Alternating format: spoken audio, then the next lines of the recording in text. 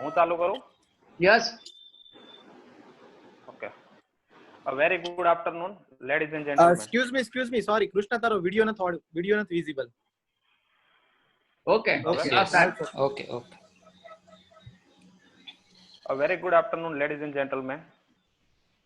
It is indeed privilege and pleasure for me to welcome each and every one of you.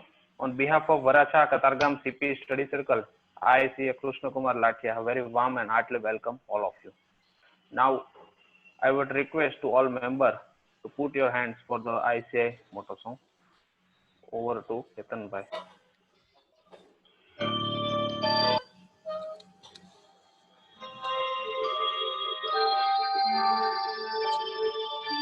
येष सुप्तेषु जागृति येष सुप्तेषु जागृति कामं कामं निर्मिमाणः तदेव शुक्लं शुक्लदतं तदेवामृतमुच्यते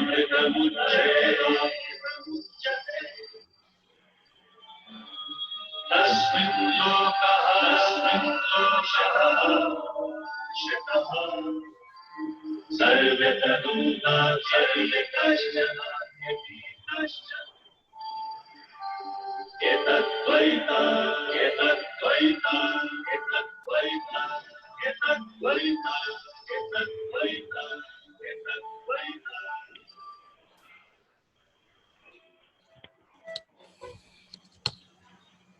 Thank you all members.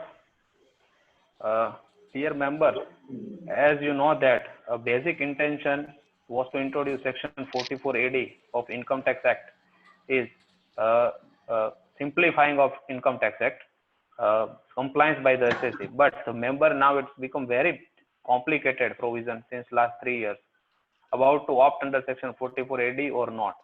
That there is a 3 limit given in the Income Tax Act, 1 crore, 2 crore and 5 crore. So to understand this anomaly, we have arranged now today the session with a learned faculty, CA Mehul Thakkar sir. Today we are gathering for the session which is on the topic of presumptive taxation and audit under Income Tax Act. She will be taken by our guest speaker, CA Mehul Thakkar sir. Sir, we all member of EKCP acknowledge your digital presence here. Thank you. Now I hand over mic to our learned speaker, Mehul sir. Sir, introduction. Now, sorry. I request CA Chirag Vasani to give introduction about our today's speaker, CA Mehul Thakkar sir. Over to Chirag. Yes, thank you so much, Krishna bhai, for this today topic, presumptive taxation and tax audit under income tax. We have learned faculty Sri Mehul Thakkar sir from Ahmedabad. Before starting this webinar, I'll briefly introduce Mehul sir. He is a fellow member of ICAI. He is also rank holder in examination conducted by ICAI. He has a vast experience as a 22-year as a practicing chartered accountant. His expertise in field of direct tax. He had experience in providing advisory service, is handling assessment, reassessment, search cases, and successfully argued at various topics on DT before ITAT Ahmedabad. He is also authored in 4 volumes of direct tax. He is also authored in ebook and practical aspect of Finance Act 1920. He is member of ITAT Bar Association Ahmedabad. He is a member of Chartered Accountant Association Ahmedabad. As a co-opted member of ICAI branch Ahmedabad for 1920. He is a keynote speaker at various ICAI, ICSI, at various CS Study Circle, All Gujarat Federation Tax Consultant, IT Bar Association, Chartered Accountant Bar Association Ahmedabad. As a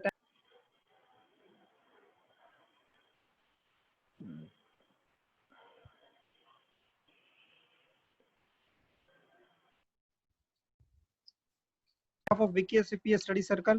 Now I hand over mic to you to further continue session.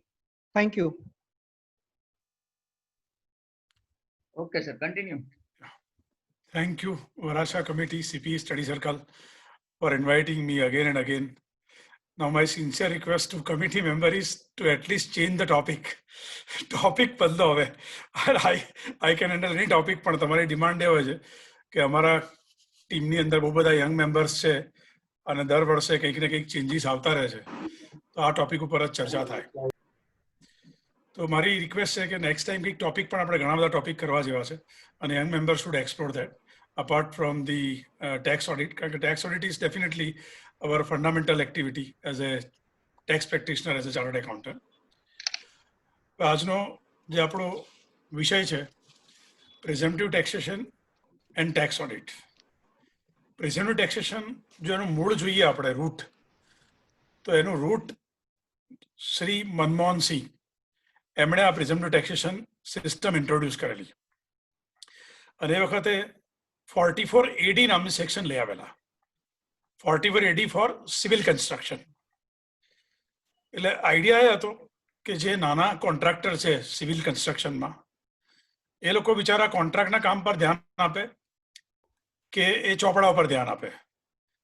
એટલે નિયમ એવો કર્યો ગવર્મેન્ટે એ જમાનામાં કે 8% તમે જો તમારી રિસિપ્ટના ડિક્લેર કરી દો તો તમારે બુક્સ રાખવાની જરૂર નથી.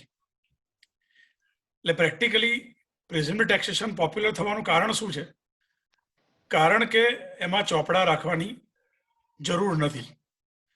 સાચું કહીએ તો ભાગવું સહેલું છે અને ટકી રહેવું અઘરું છે. છોડી દેવું સહેલું છે અને ટકી રહેવું અઘરું છે. જો આપણે એને સમજીએ તો અત્યારે આપણે બહુ જ આજુબાજુ જોઈએ છે તો યંગ એક્ટર અને actress they are committing suicide. એટલે ખરેખર ભાગવું સહેલું છે, સુસાઇડ કરવું બહુ સહેલું છે, પણ ટફ સિચ્યુએશનમાં ટકી રહેવું બહુ અઘરું છે. એટલે ખબર નહીં, પણ ભાગોડી વૃત્તિ આપણી બધાની વધતી જાય છે. એટલે આ આજનો ટોપિક છે ભાગેડી વૃત્તિ પર જ છે કે મારે ચોપડા નથી રાખવા, ચોપડાથી ભાગવું છે. અને બહુ સરપ્રાઇઝિંગ, એટલે આપણે કંઈક એવું સુરતને ઉપર તો ઘણા બધા લેબલ મારી શકાય એવા છે. જેમ કે પહેલું લેબલ બહુ જોરદાર છે, સુરતનું જમણ અને કાશીનું મરણ. અને આપણે બધા ફિલોસોફિકલી એટલા સાઉન્ડ છીએ અને એટલા બધા સેન્સિટિવ છીએ કે જમણ બાબતે પણ સેન્સિટિવ છીએ અને મરણ બાબતે પણ સેન્સિટિવ છીએ. કારણ કે બંને ક્રિયાઓ બોડીને લગતી છે. એટલે આપણે બહુ પ્રેમથી કહીએ છીએ કે ભાઈ જમવું બી પ્રેમથી અને મરવું પણ પ્રેમથી. એટલે સુરતનું જમણ અને કાશીનું મરણ. એવી રીતે Surat is also famous for not maintaining books of accounts. એટલે આમ જોવા જઈએ તો આ પલાયન વૃત્તિ કહેવાય, ભાગેડુ વૃત્તિ કહેવાય. એટલે આજનો જે સેમિનાર છે એ ખરેખર ચોપડાથી ભાગવા ઉપરનો સેમિનાર છે. પણ મારો ઓબ્જેક્ટિવ આજના ડિસ્કશનનો કંઈક જુદો છે. પ્રાઇમરી ઓબ્જેક્ટિવ તમારો એ છે કે ચોપડા ના રાખીએ અને પ્રેઝમ્પટિવ ટેક્સેશનમાં જઈએ તો અમે જઈ શકીએ કે ના જઈ શકીએ, એના તમારા સવાલો છે, એ તો આપણે ડિસ્કસ કરીશું જ.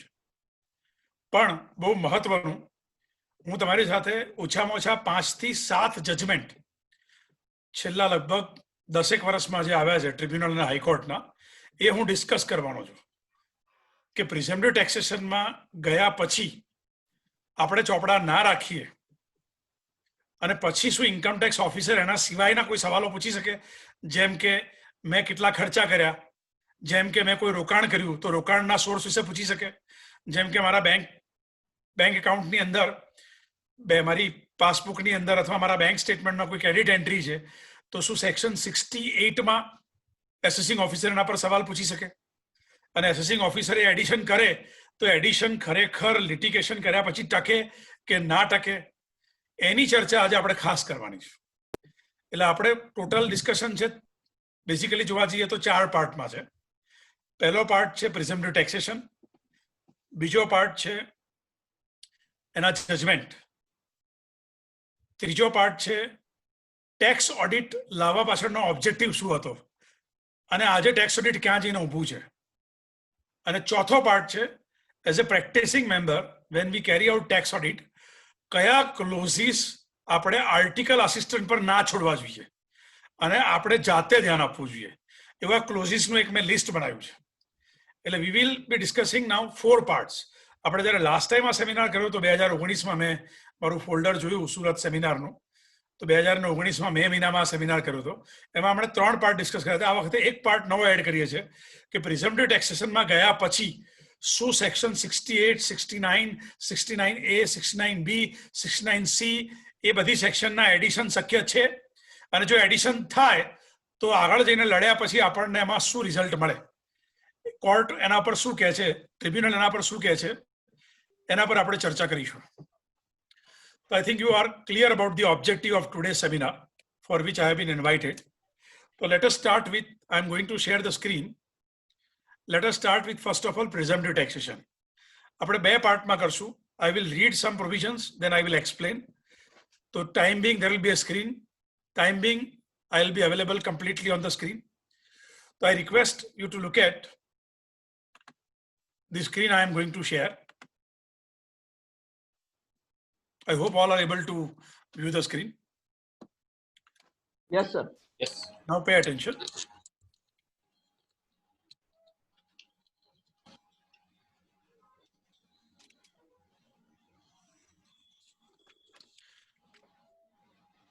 We are going to discuss first of all 44AD. Then we'll come back to maintenance of books of accounts. 44AD. Who can take advantage of 44AD? Honestly speaking, તમે સર્ચ કરશો 44AD, એટલા બધા articles available છે કે જેનો કોઈ હિસાબ નથી, એટલા બધા આર્ટિકલ.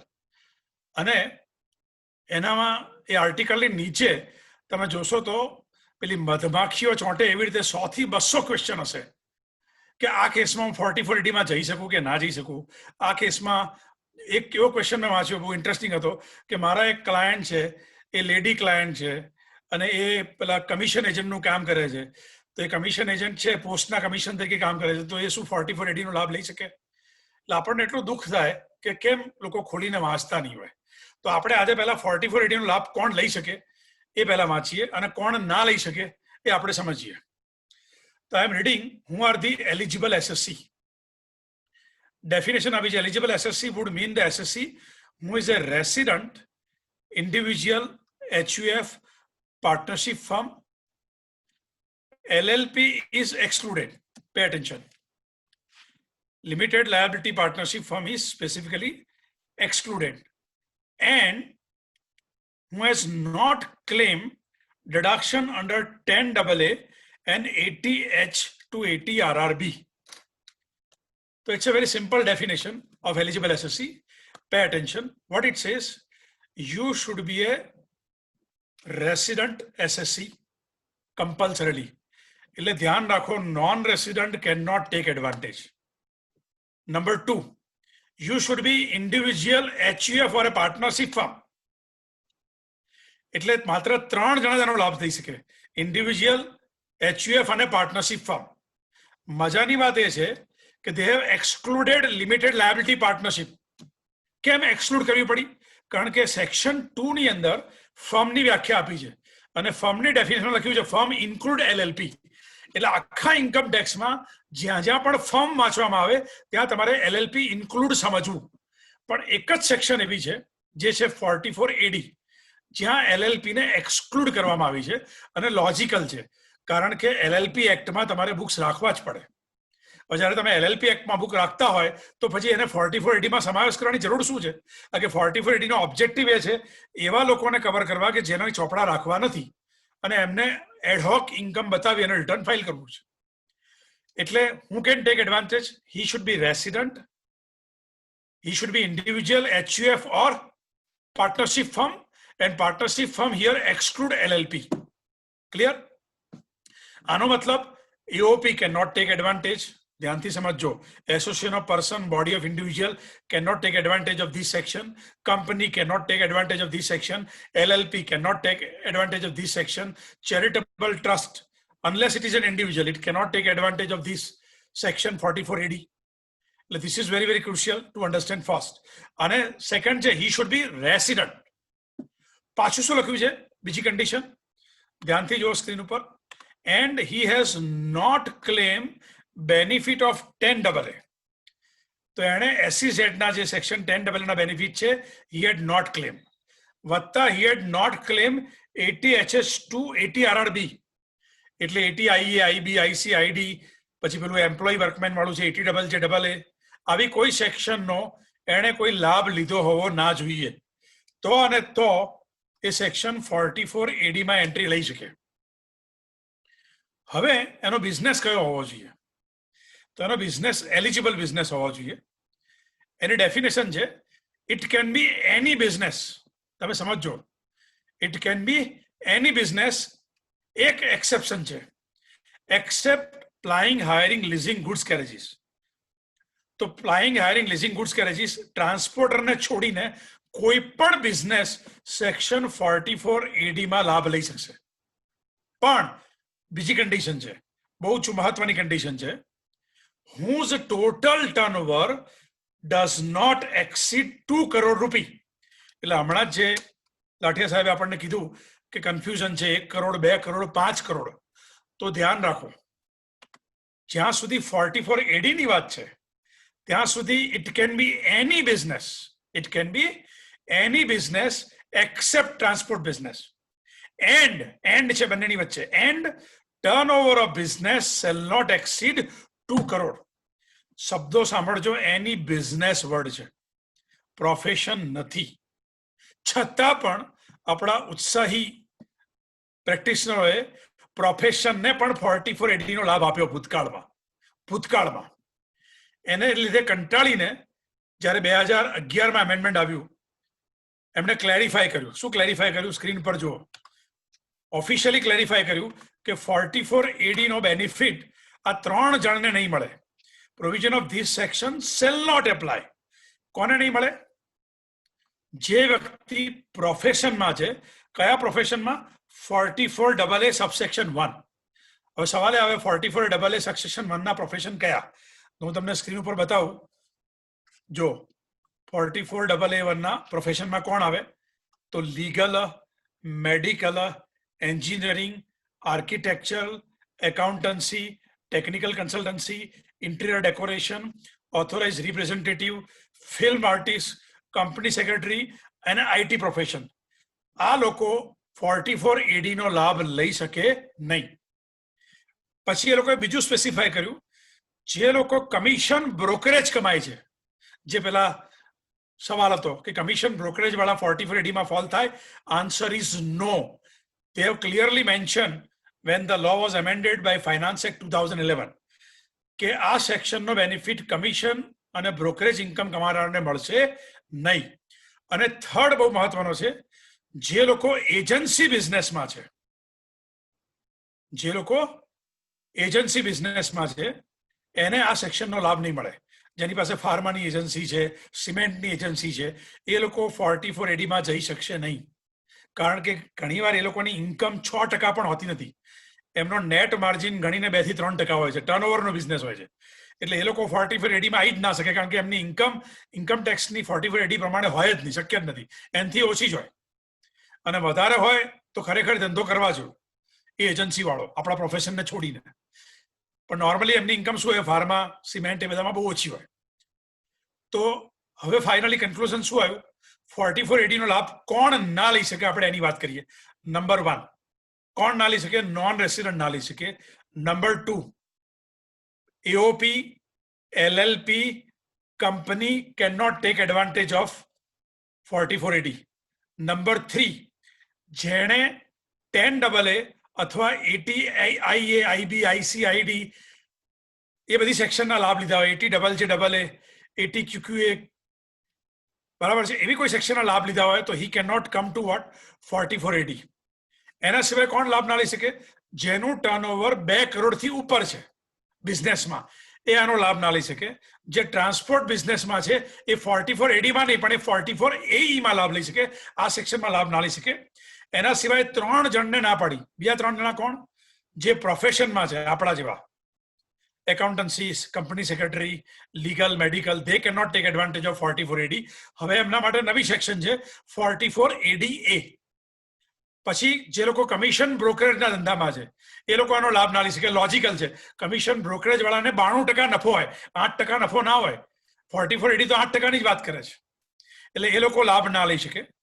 અને ત્રીજું, જે લોકો એજન્સી બિઝનેસમાં છે એને તમે 44AD માં ના લઈ જઈ શકો, કારણ કે એ લોકોને સ્પેસિફિકલી એક્સક્લુડ કર્યા છે. હવે આના સિવાય જે પણ બિઝનેસ બચ્યો, તમને જે પણ વિચાર આવે, જે બિઝનેસનો વિચાર આવે, એ બધા બિઝનેસનો લાભ 44AD ને મળે જો ટર્નઓવર 2 કરોડથી ઓછું હોય તો. એટલે ઘણીવાર એવા સવાલ આવે છે કે સર મારો શેર ટ્રેડિંગનો બિઝનેસ છે, તો સર શું હું શેર ટ્રેડિંગના બિઝનેસમાં 4480 નો લાભ લઈ શકું? ચોક્કસ લઈ શકાય. ટર્નઓવર તમારું શું હોવું જોઈએ? 2 કરોડથી ઓછું હોવું જોઈએ. જો ટર્નઓવર તમારું 2 કરોડથી ઓછું હોય તો શેર ટ્રેડિંગના બિઝનેસમાં પણ તમે 6% બતાવી અને ચોપડાથી છુટકારો મેળવી શકો. પછી એવો સવાલ આવે, સર એફએનડો બિઝનેસની અંદર હું એ બિઝનેસને હું આમાં લઈ જઈ શકું? ચોક્કસ લઈ જઈ શકો. ખાલી મુશ્કેલી એ છે કે એફએનડો બિઝનેસનું ટર્નઓવર કેવી રીતે નક્કી કરવું એની કોઈ ક્લિયર ગાઈડલાઈન અવેલેબલ નથી. આપણી ઇન્સ્ટિટ્યૂટની ટેક્સ ઓડિટની અંદર એનો ઉલ્લેખ છે પણ કોઈ ક્લેરિટી નથી. કારણ કે ઇન્સ્ટિટ્યૂટ પોતે જ લખે છે કે અમારી જે ટેક્સ ઓડિટની ગાઈડન્સ નોટ છે એ ગાઈડન્સ નોટ અમારા મેમ્બર માટે છે. We are not expressing any opinion about the income tax act and provision of the income tax act. એટલે પ્રેક્ટિકલી એફએનડોનું ટર્નઓવર કેવી રીતે ગણવું એક મોટી ચેલેન્જ છે. પણ એફએનડોના બિઝનેસમાં પણ ચોક્કસપણે you can take advantage of 4480 provided turnover does not exceed 2 crore. તો આઈ થિંક તમારા માઇન્ડમાં ક્લેરિટી આવી ગઈ કોને આનો લાભ મળે અને કોને ના મળે. એટલે કોને મળે એ ચેક કરવું હોય તો ઈઝી છે નેગેટિવ લિસ્ટ જેવું, જેમ જીએસટીમાં જીએસટી લાગે કે નહીં તો નેગેટિવ લિસ્ટ જોઈ લો. નેગેટિવ લિસ્ટમાં આવતું હોય તો ના લાગે, અને નેગેટિવ લિસ્ટમાં આવતું હોય નેગેટિવ લિસ્ટમાં આવતું હોય તો જીએસટી ના લાગે, ના હોય તો જીએસટી લાગે. તો તમારે ખાલી નેગેટિવ લિસ્ટ જ યાદ રાખવાનું છે 4480 નું. એમાં ફોલ થાવ તો 4480 યુ કેનોટ એન્ટર. એમાં એ લિસ્ટમાં ફોલ ના થાવ તો you can take advantage of 4480 provided turnover does not exceed 2 crore. તો I think you are clear on fundamental aspect of 4480. હવે થોડા આગળ જઈએ, સેક્શન શું કહે છે. સ્ક્રીન ઉપર ધ્યાન આપો, બહુ મહત્વનું. યંગ મેમ્બર ખાસ ધ્યાન આપે. આમ તો બધા યંગ જ છે, કારણ કે કોઈ પણ માણસ ઓલ્ડ થયું છે એવું સ્વીકારવા તૈયાર જ નથી. એટલે બધા ધ્યાન આપે. કેટલી પ્રિઝમ્પટિવ ઇન્કમ આપણે બતાવવાની છે.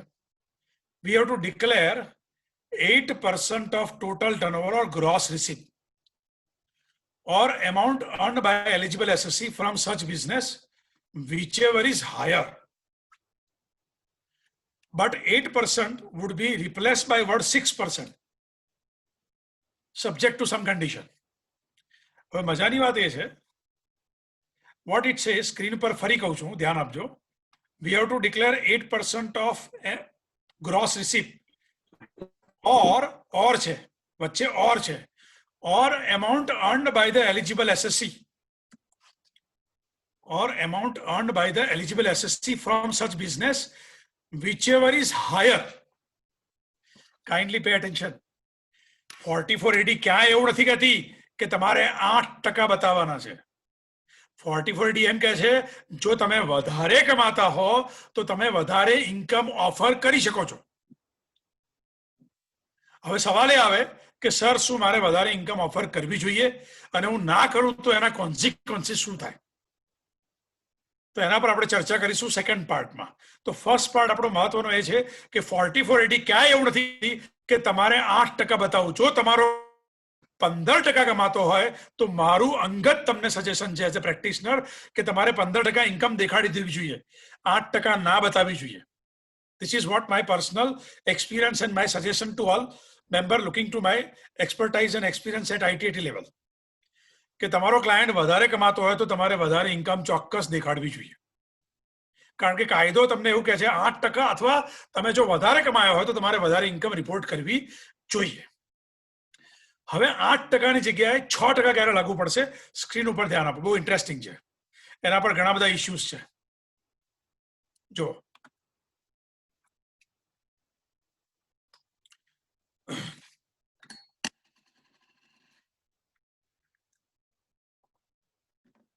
ટકા ક્યારે લાગે તો એ લોકોએ ક્લેરિફાય કર્યું છે. 6% ક્યારે લાગે? in respect of an amount of a turnover or a gross receipt which is received by an account pay check or account pay draft or ECS or such other electronic mode as may be prescribed. When you have received this collection by account pay check either during the previous year or before due date under subsection 1 of section 139(1) of the act. તો section બહુ simple કહે છે કે 8%ની જગ્યાએ તમારા ટર્નઓવરના અમુક portion ઉપર 6% તમે પ્રોફિટ દેખાડી શકશો. કન્ડિશન શું છે? એનું collection account pay cheque, account pay draft, ECS અથવા ઇલેક્ટ્રોનિક મોડથી થયેલું હોવું જોઈએ. Electronic mode now has been specified. It is credit card, debit card, ભીમ એપ્લિકેશન, બધું જ કવર કર્યું છે લોકોએ. પણ કન્ડિશન શું છે? That gross receipt you have collected either during the previous year or at least before the due date of filing return. એટલે કહેવા શું માંગે છે અહીંયા પ્રેક્ટિકલી આપણે સમજીએ. કહેવા એ માંગે છે આમાં કે સપોઝ મારું ટર્નઓવર ફોર એક્ઝામ્પલ 1,40,00,000 છે, બરાબર છે. 1,40,00,000 માંથી મેં 1 કરોડ રૂપિયાનું કેશ સેલ કર્યું છે. મારું કાઉન્ટર છે, કેશ કાઉન્ટર છે. એટલે 1,40,00,000 માંથી 1 કરોડ મારું કેશ કાઉન્ટર છે. એ 1 કરોડ ઉપર મારે 8% બતાવવા પડશે, કારણ કે account pay cheque, account pay draft નથી. હવે બાકીના જે 40,00,000 છે એ મારું ક્રેડિટ સેલ છે. અને 40,00,000ની મારી ઉઘરાણી, એ ઉઘરાણી 40,00,000 ક્રેડિટ સેલ છે. એમાંથી 10,00,000 રૂપિયા 31 માર્ચ પહેલા આવી ગયા. 10,00,000 રૂપિયાની ઉઘરાણી મારી કલેક્ટ થઈ ગઈ એકાઉન્ટ પે ચેકથી. તો એ 10,00,000 ઉપર મને 6% ઇન્કમ બતાવું તો ચાલશે. હવે બાકીના રહ્યા 30,00,000. એ 30,00,000 આખા વર્ષમાં ઉઘરાણી મારી બાકી રહી ગઈ. અને 30,00,000 વર્ષ પછી, હવે 30,00,000 માંથી સમજો કે 25,00,000 રૂપિયા રિટર્ન ફાઇલિંગની ડ્યુ ડેટ પહેલા આવી ગયા અને 5,00,000 રૂપિયા રિટર્ન ફાઇલિંગની ડ્યુ ડેટ પછી આવ્યા. તો જે 5,00,000 પછી આવ્યા છે એને તો હું ડિસાઇડ કરી શકીશ નહીં રિટર્ન ફાઇલ કરતી વખતે. Are you getting? હું રિટર્ન ફાઇલ કરતી વખતે ડિસાઇડ કરી શકીશ નહીં કે ચેકથી આવશે કે કેશથી આવશે, કારણ કે કલેક્શન રિટર્ન ફાઇલ કર્યાની તારીખ સુધી તો આવ્યું જ નથી. તો એ 5,00,000 માટે તમે શું કરશો? કેટલા ટકા બતાવશો? તો મારું સજેશન એવું છે, 1 કરોડ કેશ એને તમારે 8%, 10,00,000 રૂપિયા કલેક્શન આવી ગયું ડ્યુરિંગ ધ યર ચેકથી, એકાઉન્ટ પે ચેકથી, એના પર 6%, 25,00,000નું કલેક્શન આવી ગયું એકાઉન્ટ પે ચેકથી રિટર્ન ફાઇલ કરતા પહેલા, એના પર 6%. અને જે 5,00,000નું કલેક્શન બાકી છે 1,40,00,000 માંથી, એના પર તમે 8% અત્યારે બતાવી દો. કારણ કે તમને ખબર નથી કે એનું કલેક્શન એકાઉન્ટ પે ચેકથી આવશે કે કેશથી આવશે. વી ડોન્ટ નો કે એમાંથી બેડ ડેટ પણ થાય, કારણ કે Surat is known for bad debt also. બરાબર કે નહીં? ગાલખાત તો બહુ કોમન છે, અમે રેગ્યુલર વાંચીએ છીએ ન્યૂઝપેપરમાં. તો આપણને ખબર નથી એ 5,00,000નું શું થશે. તો એના પર તમે 8% બતાવી દો. અને મારું એવું સજેશન છે કે ઇન્ટિમેશન આવી જાય તમારી પાસે પછી, જો તમારા કલેક્શનની તમને પોઝિશન ક્લિયર હોય તો તમે રેક્ટિફિકેશન કરો. અને જો તમારી પાસે કલેક્શનની ક્લેરિટી આવી જાય 5,00,000ની, તો તમે રિટર્ન રિવાઇઝ પણ કરી શકો છો એકાઉન્ટિંગ યર પત્તા પહેલા. You can file revise return as well if you got the clarity. This is what my suggestion is. Otherwise, there is no other practical solution. બીજો કોઈ practical solution તમારા મગજમાં હોય, definitely you can share in your group chat. Group chat માં એક સવાલ મારા ધ્યાનમાં આવ્યો છે. Let me explain that first. Trading in plot, કે મારો ક્લાયન્ટ પ્લોટમાં ટ્રેડિંગ કરે છે, તો પ્લોટ ટ્રેડિંગ વાળાને 44AD માં લઈ જવાય. અમે 44AD માં બતાવીએ જ છીએ પ્લોટ ટ્રેડિંગ જેનું 2 કરોડથી ઓછું હોય. અમારી ઓફિસમાંથી રેગ્યુલરલી અમે એને બતાવીએ છીએ 6%માં અને કોઈ તકલીફ પડતી નથી. પણ 43CA ધ્યાન રાખવું પડશે. તમારે એ ધ્યાન રાખવાનું કે તમારો દસ્તાવેજ છે એ જંત્રી વેલ્યુએ થયેલો હોવો જોઈએ. બરાબર છે? નહીતર ઘણા બધા કોમ્પ્લિકેશન થઈ શકે. એટલે તમે જે ખરીદી કરી છે અને વેચાણ કર્યું છે એ બંનેના દસ્તાવેજ જંત્રી વેલ્યુ થયેલા હોય અને 2 કરોડથી નીચે તમારું ટર્નઓવર હોય ટ્રેડિંગ ઇન પ્લોટ, તો 44AD માં જવામાં કોઈ જ વાંધો નથી. કોઈ જ વાંધો નથી. પણ જો ઓછું હોય then it requires a lot of discussion and debate. I am not going to share right now. I think trading in plot, I have answered that question. Now we are going further. Pay attention on screen. What 44AD2 says? 44AD says કે તમે જો આ સેક્શનમાં આવશો તો all deduction under 30238 is deemed to have been allowed. Even you cannot claim interest and salary paid to partner. If you are a partnership firm, then you cannot claim deduction for interest and salary to partner. 44AD3 says WDV of asset is deemed to have been reduced. So 82 અને 83 simple આપણને એટલું જ કહે છે. 82 એમ કહે છે તમારા બધા જ ખર્ચાઓ બિઝનેસના deem to have been allowed 30 થી 38 વચ્ચેના. Even partner remuneration partner interest section 40B માં આવે એ પણ deem to have been allowed. You can not claim separately. That they have clarified. Over and above they have clarified તમારી depreciation ની WDV it is deemed to have been reduced કારણ કે depreciation is part of section 32 and because depreciation is a part of section 32 it is deemed to have been allowed. એટલે તમારી WDV પણ minus થઈ ગઈ એવું માની લેવામાં આવશે. તો I think up to this you are clear.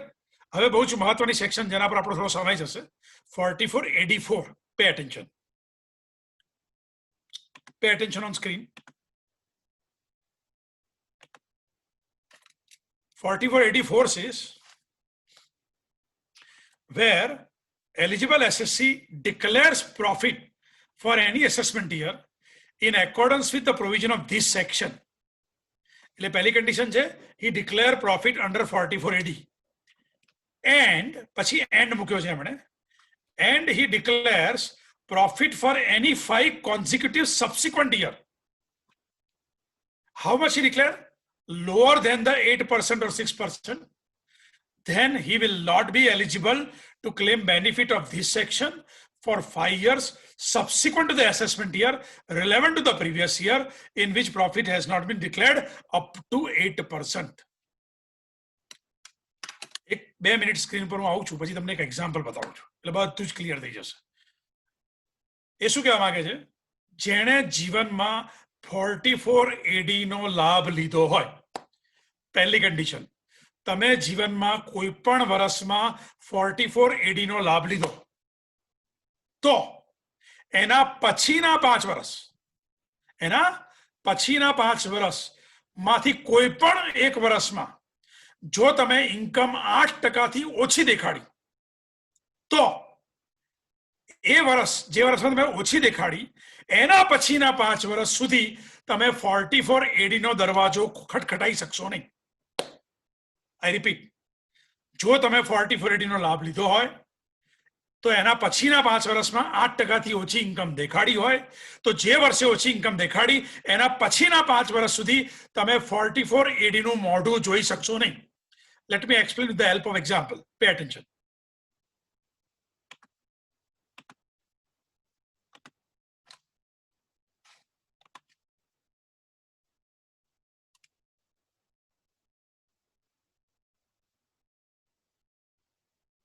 Take it. First example, Mr. Patel and Company. It is a partnership firm. They opened medical store on 10th 5th 2020.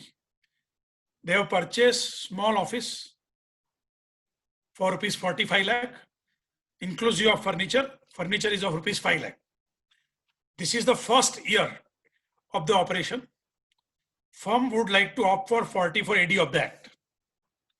તો આ પહેલું વર્ષ છે એટલે ફર્મને 44AD નો લાભ લેવો છે. નાઉ પે અટેન્શન. એમણે 44AD નો લાભ લીધો કયા વર્ષમાં? આ પહેલું વર્ષ છે 10 May 20 એટલે કયું વર્ષ થશે? પ્રીવિયસ યર થશે 2021 અને એવાય થશે 21-22. ઠીક છે, તો ફર્સ્ટ એવાય કયું થયું? 21-22 જેમાં એમણે નક્કી કર્યું કે અમારે 44AD માં જવું છે અને બુક્સ રાખવા નથી. હવે સ્ક્રીન ઉપર ધ્યાન આપો. SSC opted for which EY? 21-22. તો ideally he should declare profit under 44AD for following 5 assessment years: 22-23, 23-24, 24-25, 25-26 and 26-27. તો હમણાં આપણે જોયું કે જે વર્ષે પ્રોફિટ ડિક્લેર કરો એના પછીના 5 વર્ષ તમારે 44AD માં રહેવું પડશે. હવે પ્રેક્ટિકલ જો, પ્રેક્ટિકલ નંબર 2. પટેલ એન્ડ કંપનીએ શું કર્યું? પટેલ એન્ડ કંપનીએ AY 22-23 અને 23-24 they have declared income under 44AD. પણ AY 24-25 they have decided to declare profit lower than 8% કયા વર્ષમાં? 24-25માં. તો સ્ક્રીન ઉપર ધ્યાન રાખો, આ 24-25માં. આઈડિયલી એમણે 26-27 સુધી આ સેક્શનમાંથી બહાર નહોતું નીકળવાનું, પણ એમણે વાયોલેશન કર્યું કયા વર્ષમાં? 24-25માં. બરાબર છે. જો 24-25માં વાયોલેશન કરે તો એનો મિનિંગ શું થાય? એના પછીના 5 વર્ષ, 24-25 પછીના 5 વર્ષ શું થશે? 25-26, 26-27, 27-28, 28-29 અને 29-30. આ 5 વર્ષ સુધી they are not eligible to claim benefit of 44AD. તો I think you are fundamentally clear કે જે વર્ષમાં વાયોલેશન કરીએ એના પછીના 5 વર્ષ આ સેક્શન માટે દરવાજો બંધ. નંબર 1. નંબર 2, હવે બીજું શું થશે? Pay attention. બીજું શું થશે કે તમારે ઓડિટ કરાવવું પડશે, બુક્સ રાખવા પડશે. એવું ક્યાં લખ્યું છે? સેક્શન 44AD5 માં. Pay attention. 44AD5. what it says, consequently, એટલે જે માણસ 44AD4 માં ફોલ થાય છે એને if his total income exceeds exemption limit, then he is required to keep and maintain books of accounts as per 44AA and get them audited under section 44AB. એટલે કહેવા શું માંગે છે કે જે માણસ આ સેક્શનમાં એકવાર લાભ લીધા પછી ફ્યુચરના 5 વર્ષમાં કોઈ પણ વર્ષમાં બહાર નીકળવા માંગે છે તો નંબર 1, એના પછીના 5 વર્ષ આ સેક્શનમાં આવી નહીં શકે, અને નંબર 2, પછી એને ઓડિટ કરાવવા પડશે. અને ક્યાં લખ્યું છે? 44AD5 માં લખ્યું છે બુક્સ મેન્ટેન કરવા પડશે અને ઓડિટ કરાવવા પડશે. કન્ડિશન શું છે? એની ટોટલ ઇન્કમ એક્ઝેમ્પશન લિમિટથી વધારે હોય તો એને ઓડિટ કરાવવું પડશે. કન્ડિશન બીજી કોઈ નથી, ટર્નઓવર જોવાની જરૂર નથી, એને 5 વર્ષ ઓડિટ કરાવવું પડશે એવું કહેવા માંગે છે અહીંયા. ઇરરેસ્પેક્ટિવ ઓફ ટર્નઓવર, ખાલી તમારે ટોટલ ઇન્કમ જોવાની છે. આની સાથે ઘણા બધા લોકો સહમત નથી, પણ આ બધા ઇશ્યુઝ ફ્યુચરમાં આવવાના છે. ફરી એકવાર, જેણે 40-40 નો લાભ લીધો અને ભવિષ્યમાં જો 40-40 માંથી બહાર નીકળ્યો તો એના પછીના 5 વર્ષ 40-40 માં આવી નહીં શકે. એના પછીના 5 વર્ષ એને ઓડિટ કરાવવું પડશે. એના માટે ટર્નઓવર જોવાનું નથી, એને ખાલી ટોટલ ઇન્કમ જ જોવાની છે. જો ટોટલ ઇન્કમ એક્ઝેમ્પશન લિમિટથી વધારે હોય તો આને તો જ ઓડિટ કરાવવાનું છે, તો આને તો જ બુક્સ રાખવાના છે. તો this is very strange section. આ જે સેક્શનનો બેર ઇન્ટરપ્રિટેશન આપણે કરીએ તો આ ઇન્ટરપ્રિટેશન થાય. આપણે આગળ વધીએ. સવાલો મને ખબર છે બહુ આવશે, પણ આપણે સવાલો છેલ્લે એડ્રેસ કરીશું કારણ કે લાંબી જર્ની છે આજની. તો 44AD4 and 5 is clear. Now let us move further. આ સંજોગોમાં પટેલ એન્ડ કંપનીને ડેપ્રિસિએશન કેવી રીતે મળશે? કારણ કે હવે એસેસમેન્ટ યર 24-25 માં એમણે 44AD નો બેનિફિટ લેવાની ના પાડી છે. તો એસેસમેન્ટ યર 24-25 માં એ ડેપ્રિસિએશન લઈ શકશે? તો એ ચોક્કસ ડેપ્રિસિએશન લઈ શકશે. એના માટે તમારે WDV કેવી રીતે કેલ્ક્યુલેટ કરવાની છે? As if depreciation is deemed to have been allowed. તો જે શોપ હતી 40 લાખની અને ફર્નિચર હતું 5 લાખનું, એનો જે પહેલા એને 2 વર્ષ 44AD માં ગયો એ ડેપ્રિસિએશન, સોરી 3 વર્ષ, એ depreciation deemed to have been allowed. અને પછી જે વધશે WDV, that WDV on that he can claim depreciation for AY 24-25. So this is to be kept in mind. આના સિવાય એક બીજો સવાલ ઉઠે કે જે માણસ 44AD માં છે શું એ સેક્શન 72 નો બેનિફિટ લઈ શકે? એની પાસે કોઈ બિઝનેસનો લોસ હોય, બ્રોડ ફ્રોડ લોસ હોય તો શું એનો સેટ ઓફ લઈ શકે? સવાલ તમને છે, એનો જવાબ તમે મને ચેટમાં મૂકો. મારો સવાલ એ છે કે અનએબ્સોર્બ ડેપ્રિસિએશન એનો બેનિફિટ ના લઈ શકે કારણ કે અનએબ્સોર્બ ડેપ્રિસિએશન સેક્શન 32 માં આવે. પણ જે બ્રોડ ફ્રોડ બિઝનેસ લોસ છે એનો બેનિફિટ લઈ શકે? That is my question. અવાજ બધાને ક્લિયર આવે છે? કોઈ કમ્પ્લેન છે કે અવાજ બરાબર નથી આવતો? All are getting voice clear? Yes, sir. Yes. કોઈ વચ્ચે ડિસ્ટર્બન્સ હતું? Kindly keep your screen mute for time being. જો હવે ઘણા બધા જવાબ આવી રહ્યા છે કે business loss allowed, not allowed, allowed, not allowed. તો આટલી ઉતાવળ ક્યારેય જીવનમાં ના કરો. આ તમે કોઈને સામે તમારે કોઈ પ્રપોઝલ નથી આપી, તમારી બેનપણીએ કે તું મારા પ્રેમમાં છે એવું પૂછ્યું તમે હા પાડી દીધી કારણ કે તમે રાહ જોતા હતા. I am not your lover, I am a income tax practitioner, you are also income tax practitioner. એટલે તમારે જવાબ આપવો જોઈએ કઈ section deem to be allowed છે. 30 થી 38 ડીમ ટુ બી અલાઉડ છે. 30 થી 38. હવે જયારે બ્રોડ ફોરવર્ડ બિઝનેસ લોસ છે એ સેક્શન 72 માં આવે, તો section 72 is not deem to be allowed. એનો મતલબ કે તમે બિઝનેસ લોસનો સેટ ઓફ લઈ શકો. તમારી પાસે જો બિઝનેસ જૂનો કોઈ બિઝનેસ બંધ થઈ ગયો હોય, એનો બિઝનેસ લોસ તમારે સેટ ઓફ લેવો હોય તો તમે લઈ શકો. પણ મજાની વાત એ છે કે આપણું જે રિટર્ન છે એ રિટર્નની અંદર સેટ ઓફ લોસનું કોલમ નથી. એટલે હમણાં મેં એસોસિએશન વતી રિપ્રેઝન્ટેશન કર્યું છે કે 44AD ના રિટર્નમાં સુધારો લાવવો જોઈએ, કારણ કે બિઝનેસ લોસનો સેટ ઓફ મળે એટલે તમારે અલાઉ કરવો હશે તો તમે લઈ નહીં શકો, એટલે તમારે રેગ્યુલર રિટર્ન ફાઇલ કરવું પડશે. બિઝનેસ લોસ સેટ ઓફ કરવો હશે તો કાયદેસર તમને મળે, કારણ કે બિઝનેસ લોસ ફોલ થાય સેક્શન 72 માં. It is not falling between 30 to 38. I think clear. Unabsorb depreciation is not allowed, કારણ કે સેક્શન 32(2) માં આવશે. That answer is correct. You cannot claim unabsorbed depreciation, but you can definitely claim brought forward business loss. એટલે તમારે આવું કઈ સુરતમાં બહુ કોમન છે. સુરતમાં નહીં, હવે તો કેવું છે કોઈ ધંધા સ્થિર રહ્યા નથી. હવે માણસ કમનસીબી એ છે કે જીવન સાથી પણ બદલે છે અને ધંધો પણ બદલે છે. આ કમનસીબી છે. જીવન સાથી બદલવાની વાત નથી કરતો, પણ જયારે ધંધો બદલે તો પુરાનો બિઝનેસ હોય એનો કોઈ લોસ હોય તો definitely you can claim set of. Definitely you can claim set off. So that is to be kept in mind. Now let us move further.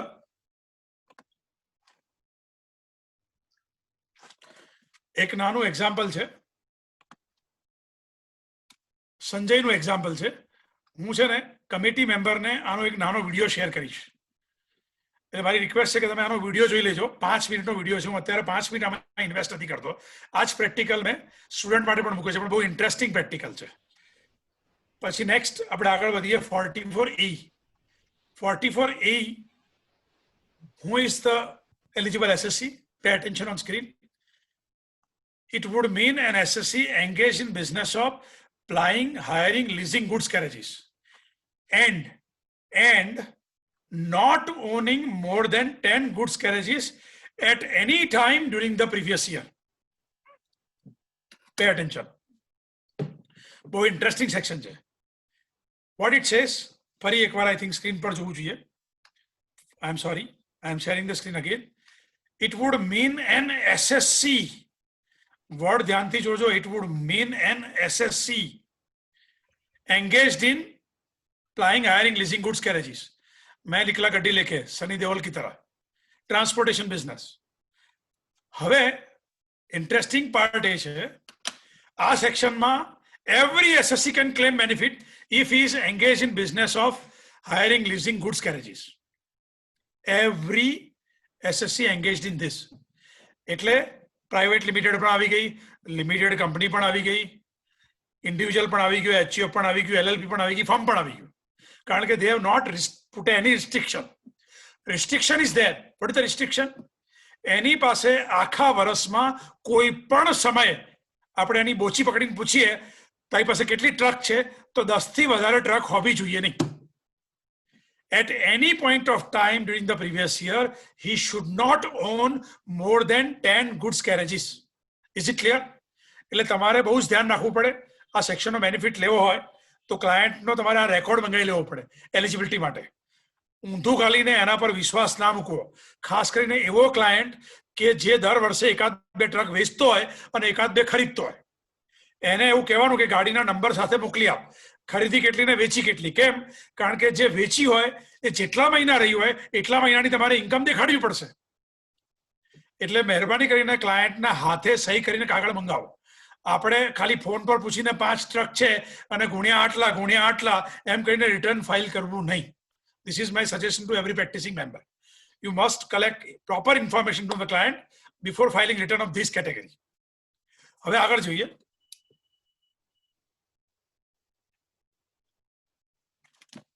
Profit શું દેખાડવાનો છે? પ્રિઝમ્પટિવ income. it is 1000 per ton of gross vehicle weight for every month or a part of month during which vehicle is owned by the SSC. If it is a heavy goods vehicle, if it is other than heavy goods vehicle, तो सीधो 7,500 रुपया every month or a part of month during which it is owned by the SSC, vehicle is owned by the SSC. પણ બંનેમાં ધ્યાન જોશો તો ઓર છે. ઓર શું લખ્યું છે? An amount actually earned from such vehicle whichever is higher, or an amount actually earned from such vehicle whichever is higher. એટલે બહુ સિમ્પલ પ્રોવિઝન છે કે 1000 per ton of a gross vehicle weight, if it is a heavy goods vehicle, every month you have to declare income or a part of month. Suppose એવું માની લો કે તમે કોઈ મોટી ટ્રક એપ્રિલ મહિનાની 8મી તારીખે વેચી દીધી, વર્ષની શરૂઆતમાં 8મી તારીખે, તો you have to declare part of month income as well. How much? તો 1000 per ton for that month, depending upon the weight of the vehicle, gross vehicle weight of that truck. હવે gross vehicle ક્યાંથી લાવશો? તો એ લોકો લખ્યું છે you have to refer Motor Vehicle Act. એટલે તમારે એની બુક મંગાવવાની, ચોપડી મંગાવવાની આરટીઓની, આરસી મંગાવવાની, એની અંદર વ્હીકલ વેટ લખેલું હોય એના ઉપર જ ચાલવાનું, આંધળું ક્યાં નહીં કરવાના. ક્લાયન્ટને રિક્વેસ્ટ કરવાની કાગળ જોઈશે તો જ રિટર્ન ફાઇલ થશે, નહીં તો રિટર્ન ફાઇલ નહીં થાય. એટલે ક્લાયન્ટને બોલાવવાનો, દરેકની ચોપડી મંગાવવાની, વેટ ચેક કરવાનું, એ પ્રમાણે તમારે presenting income દેખાડવાની.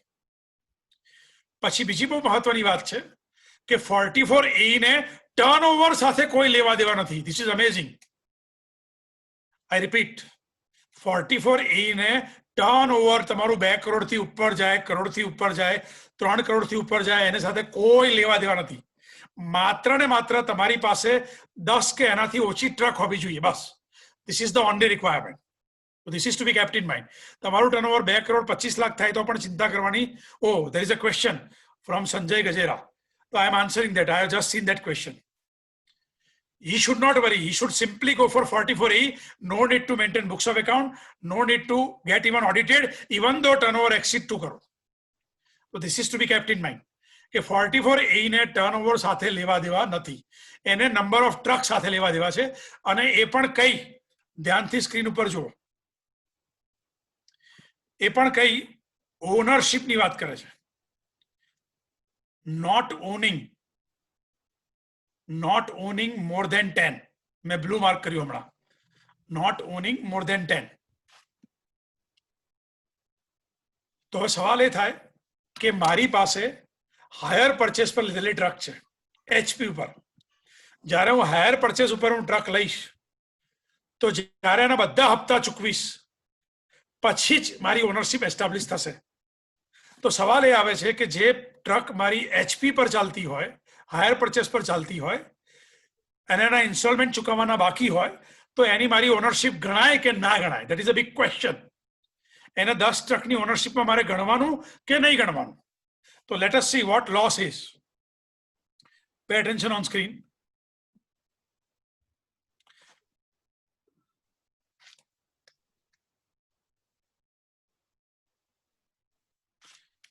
What 44A says, SSC who is in possession of goods carriage, whether taken on hire purchase or installment, and for which whole or part of amount is still due, then he shall be deemed to be the owner. So what it says, હપ્તા ચૂકવવાના બાકી હોય તો પણ તમે deemed owner ગણાશો. એટલે એને તમારે 10 ટ્રકની calculation કરતી વખતે ધ્યાનમાં લેવાનું, એ ગડબડ નહીં કરવાની. This is to be kept in mind. હવે બહુ મજાની વાત એ છે 44A માં કે જો પાર્ટનરશિપ ફર્મ હોય તો શું રિક્વાયરમેન્ટ છે, સ્ક્રીન પર જુઓ. અહીંયા પણ એવું લખે છે all the deductions are deemed to be allowed. પણ જો પાર્ટનરશિપ ફર્મ હોય તો it can claim interest and remuneration paid to partner within the limit of 40B. So this is amazing. It can claim. પછી ત્રીજી requirement છે કે જો SSC lower income declare કરે, if he declare lower income, ધ્યાનથી જોજો, તો એને બુક રાખવા પડશે અને ઓડિટ કરાવવું પડશે. અહીંયા ક્રાઇટેરિયા શું છે? 44 AD અને AE આપણે કમ્પેરિઝન કરીએ છીએ 2-3 મિનિટ માટે, એટલે ક્લેરિટી રહે. એડી ની અંદર આપણે શું જોયું હતું? જો ટોટલ ઇન્કમ એક્ઝેમ્પશન લિમિટ થી વધે તો અને તો જ ઓડિટ કરાવવાનું. ધ્યાનથી સમજો, ટોટલ ઇન્કમ વધે તો અને તો જ તમારે શું કરવાનું? ઓડિટ કરાવવાનું. એક્ઝેમ્પશન લિમિટ થી વધે તો. 44 AE માં શું છે? એવી કોઈ રિક્વાયરમેન્ટ છે જ નહીં. જેવી તમે ઇન્કમ લોઅર ડિક્લેર કરી, moment you declared lower income, you have to maintain books and get accounts audited. So this is the first difference. Second difference, which is very interesting. 44 AD, if you are a partnership firm, you cannot claim remuneration interest paid to partner. It is deemed to be allowed. But when you are in hiring, leasing, goods carriage business, 44 AE, then you can claim interest and remuneration as well. So this is amazing benefit of 44E that should be kept in mind. Next.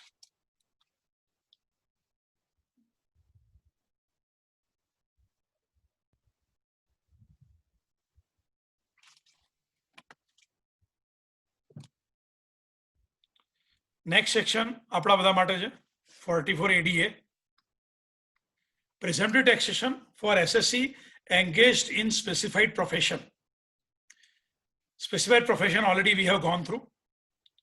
Condition શું છે આ section માટે આવવા માટે? whose gross receipt do not exceed 50 lakh in a previous year. Pay attention. Whose gross receipt do not exceed 50 lakh. How much income I have to declare? I have to declare 50% of gross receipt. પણ or લખ્યું છે. Or if you have earned higher income from this profession, then you have to declare higher income. Honestly speaking, એક સમય હતો કે profession ની અંદર તમને 70-75% સુધીના નેટ પ્રોફિટ મળતા હતા. પણ હવે આજકાલ શું થઈ ગયું છે? ખર્ચા વધી ગયા છે. ગાડી છે, પેટ્રોલ છે, ગાડીનો ડેપ્રિસિએશન છે. પ્રિઝમ્પ્ટિવ ઇન્કમ નથી મળવાનો, પણ જનરલ કહું છું તમને. ઓફિસ છે, આર્ટિકલના સ્ટાઇપેન્ડ છે, ઇન્સ્ટિટ્યૂટની ફી છે. આજકાલના બધા ખર્ચા બહુ વધી ગયા છે. મેન્ટેનન્સ છે, જ્યાં આપણી બિલ્ડિંગ છે, ઓફિસ બિલ્ડિંગ, એના હેવી મેન્ટેનન્સ છે. એટલે પ્રેક્ટિકલી હવે પ્રોફેશનલને પણ તકલીફ પડે છે 50% કમાવાની. પણ 50% તો નોર્મલી આપણો નફો હોય જ. પણ જેનો નફો 60% હોય, 70% હોય, જૂની પ્રેક્ટિસ હોય, 80% હોય, જૂનો સ્ટાફ હોય, હજી જૂના પગારે ચાલતો હોય, તો મારી રિક્વેસ્ટ છે 44 ADA says you have to declare higher income. This is the requirement. Are you getting clarity? Now, what it says further, other features are exactly similar to 44 AD. What it says, 30 to 38 is deemed to be allowed. Firm cannot claim interest remuneration paid to partners. WDV is deemed to be reduced. If you declare lower profit than 50% and total income exceeds exemption limit, then he is required to keep and maintain books of accounts and get them audited.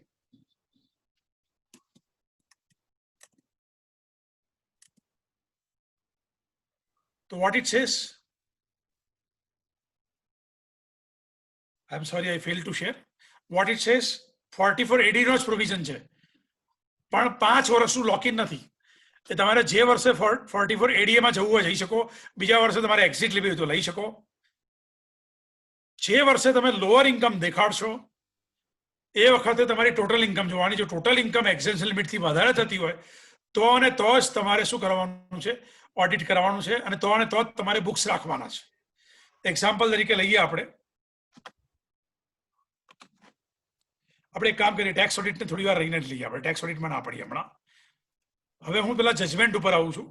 ખાસ કરીને tax ઓડિટને આપણે second રાઉન્ડમાં લઈએ.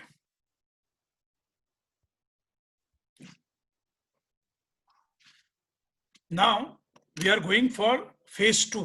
Almost 1 hour has gone. 3 section નો આપણે fundamental શું કહેવા માંગે છે, ઇન્કમ ટેક્સ એક્ટમાં શું લખ્યું છે એને આપણે સમજવાનો પ્રયત્ન કર્યો. થોડા ઘણા તમારા જે સવાલો હતા એનો મેં જવાબ પણ આપ્યો. હવે બહુ મહત્વની વાત, મેં કીધું ને પહેલા જ, ભાગવું સહેલું છે, ટકી રહેવું અઘરું છે. બરાબર છે? એટલે ચોપડાથી ભાગવું બહુ સહેલું છે, પણ એના નુકસાન શું છે અથવા શું તકલીફો ક્લાયન્ટને આવી શકે. અને if as a professional we are also opting for 44 ADA, then what difficulty we may face from the income tax department. So pay attention. સૌથી મોટામાં મોટી જો મુશ્કેલી પડે તો એ મુશ્કેલી છે, ધ્યાનથી સાંભળજો, સેક્શન 69, 69A, 69B, 69C, આ 3-4 સેક્શનો નાકે દમ લાવી દે તમારો, જો આપણે ચોપડા ના રાખ્યા હોય અને 44 AD માં ગયા હોય. જેમ કે તમને એક ઇન્ટરેસ્ટિંગ કેસ સ્ટડી ઓરલી તમને સમજાવું છું, પછી I will show you the screen કે what court had taken the view. માની લો કે કોઈ માણસે 44 AD ઓપ્ટ કરી, એનું ટર્નઓવર છે ફોર એક્ઝામ્પલ 1,20,00,000 રૂપિયા. એણે 6% એટલે 7,20,000 ઇન્કમ હી હેઝ રિપોર્ટેડ. હવે તમે મગજથી ગણો, 1,20,00,000 એણે ઇન્કમ બતાવી 7,20,000, 6%. 1,20,00,000 માંથી તમે 720 માઇનસ કરો, કેટલા રહે? 1,20,000 માંથી 7 જાય એટલે 1,13,00,000. એમાંથી 20,000 બાદ કરો, 1,12,80,000. એટલે ઇનડાયરેક્ટલી એ માણસ એવું કહેવા માંગે છે કે મારા 1,20,00,000 માંથી 1,12,00,000 નો મારો ખર્ચો છે, 1,12,80,000 નો મારો ખર્ચો છે. હવે એ કેસમાં એસેસિંગ ઓફિસરે શું કર્યું? એસેસિંગ ઓફિસરે એના ખર્ચા શોધ્યા, બેંક સ્ટેટમેન્ટ અને એને કેશ ખર્ચા કર્યા હતા, એના પ્રૂફ મંગાયા, અને પેલા આપવા તો પડે, ના આપવા જોઈએ પણ એને આપ્યા, જેટલા એનાથી શક્ય હતા એટલા. બેંક સ્ટેટમેન્ટ બેંકમાંથી જે ઉપાડ્યા એ પૈસા બતાવ્યા એને. હવે શું કે એ ખર્ચા એ એક્સપ્લેન, હું એક્ઝામ્પલ લઉં છું, એકચ્યુઅલ કેસ સ્ટડીમાં તો ફિગરો જુદી છે. એમ સમજો એ ₹1 કરોડના ખર્ચા જ બતાવી શક્યો. એટલે એસેસિંગ ઓફિસરે સેક્શન 69C અનએક્સપ્લેન એક્સપેન્ડિચર એનું એડિશન કર્યું. ધ્યાનથી સાંભળજો. એસેસિંગ ઓફિસરે 12,80,000 નું અનએક્સપ્લેન એક્સપેન્ડિચરનું સેક્શન 69C માં એડિશન કર્યું. તો હવે પહેલો સવાલ એ આવે કે શું એસેસિંગ ઓફિસર મારી પાસે ખર્ચાની વિગત માંગી શકે જો મેં પ્રિઝમ્પટિવ ટેક્સેશન કર્યું હોય તો? અને નંબર 2, જો હું ખર્ચાની વિગત પૂરી ના પાડું અને જો પેલો ગેપ રહે, 94% જે ખર્ચા થયા હોય એની વચ્ચે જે ગેપ રહે, એ ગેપ શું 69C માં એડ કરી શકે? Let S see what court had taken the view. Pay attention on screen.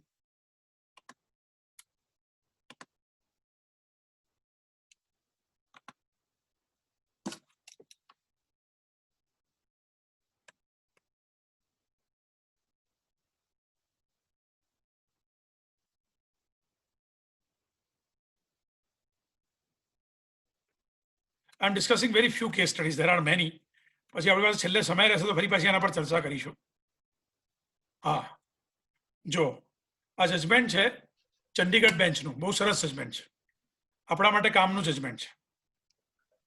Chandigarh bench એવું કહે છે, એમાં એસેસિંગ ઓફિસરે 32 લાખ રૂપિયાનું એડિશન કર્યું. એણે 92% ગણ્યા, આમાં 8% બતાવ્યા હતા એસએસસીએ 44 AD માં. સિવિલ કન્સ્ટ્રક્શનમાં છે, જો 44 AD માં. અને એસેસિંગ ઓફિસરે ખર્ચા કાઢ્યા તો એસએસસી 32 લાખના ખર્ચા એક્સપ્લેન ના કરી શક્યો, એટલે 32 લાખનું એડિશન કર્યું. What court had given the finding?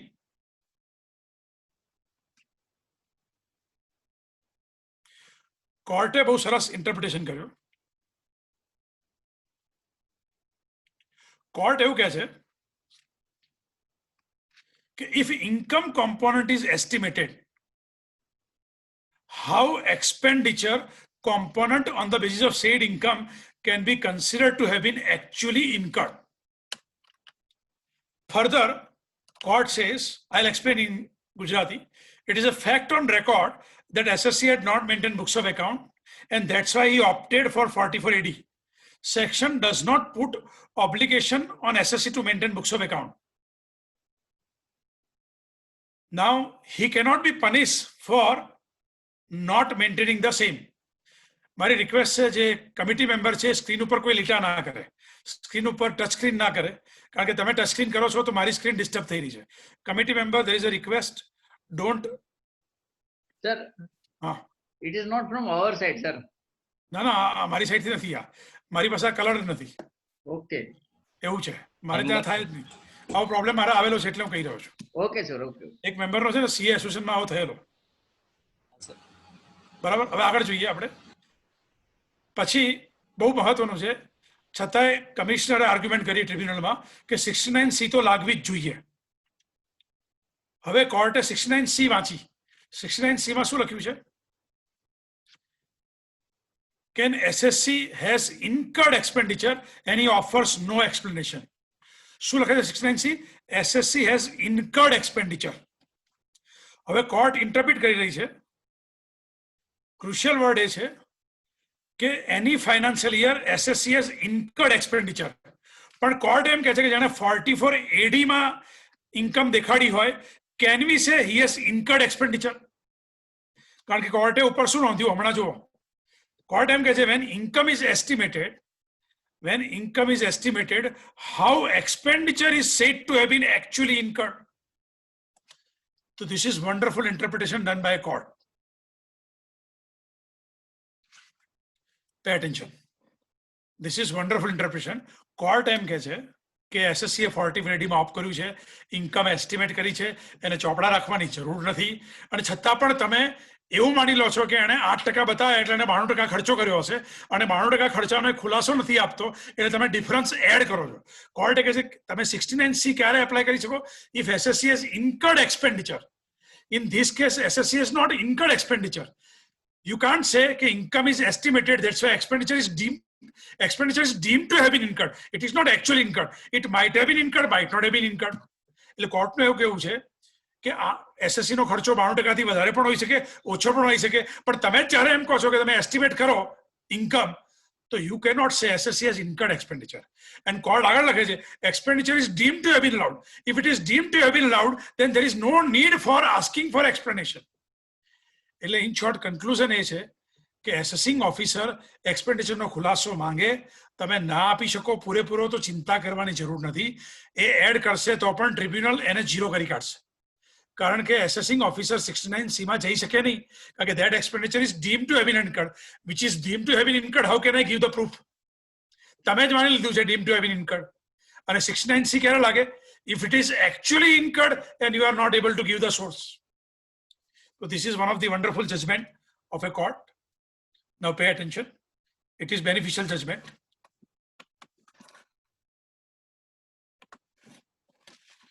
Now next, એક બીજું જજમેન્ટ લઈએ. એ થોડું રિસ્કી છે. એક કામ કરીએ, પહેલા આપણે સુરતનું એક જજમેન્ટ લઈએ. બહુ ફેવરેબલ જજમેન્ટ છે. જો 2007 નું જજમેન્ટ છે. અભી developers, income tax officer, Surat. બહુ ઇન્ટરેસ્ટિંગ કેસ છે. આ કેસમાં અભી ડેવલપર હેડ ડિક્લેર્ડ ઇન્કમ અંડર 44AD. હવે એમને ત્યાં સર્વે થઈ ગયો. શું થઈ ગયું? સર્વે. અને મજાની વાત એ થઈ કે એકાદ પાર્ટનર કાચા પેટનો હશે, એટલે બિચારો સર્વે ઓફિસર સામે ટકી ના શક્યો, લડી ના શક્યો, એટલે એણે એક ડાયરી પકડાઈ. એ ડાયરી હતી, એમાં એણે કીધું કે મેં આ ડાયરી જોતા મને એવું લાગે છે કે ઓન મની છે, અમે ઉપરના પૈસા બુકિંગમાં આ ફ્લેટની સામે લીધેલા છે. એવું એક પાર્ટનરે ડ્યુરિંગ સર્વે એડમિટ કર્યું. બરાબર છે? ખાલી ડાયરીમાં એવું લખેલું હતું. હવે ઇન્કમ કઈ સેક્શનમાં દેખાડેલી? 44AD માં. હવે જ્યારે ઇન્કમ 44AD માં દેખાડેલી છે, છતાં પણ એસેસિંગ ઓફિસરે 44AD વાળી ઇન્કમ વત્તા જે ઓન મની મળ્યા છે એને પણ એને એડ કર્યા. હવે ટ્રિબ્યુનલ શું કહે છે? જુઓ સ્ક્રીન ઉપર. ટ્રિબ્યુનલ એવું કહે છે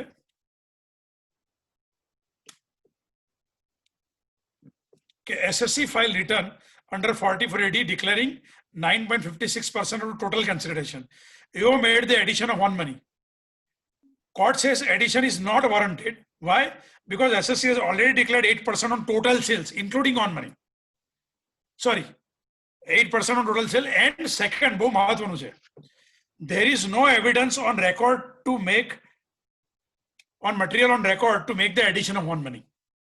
Court એમ કહે છે પાર્ટનરના સ્ટેટમેન્ટ સિવાય એસેસિંગ ઓફિસરે ક્યાંય એવું પ્રૂવ નથી કર્યું કે ખરેખર ઓન મની મળ્યા છે.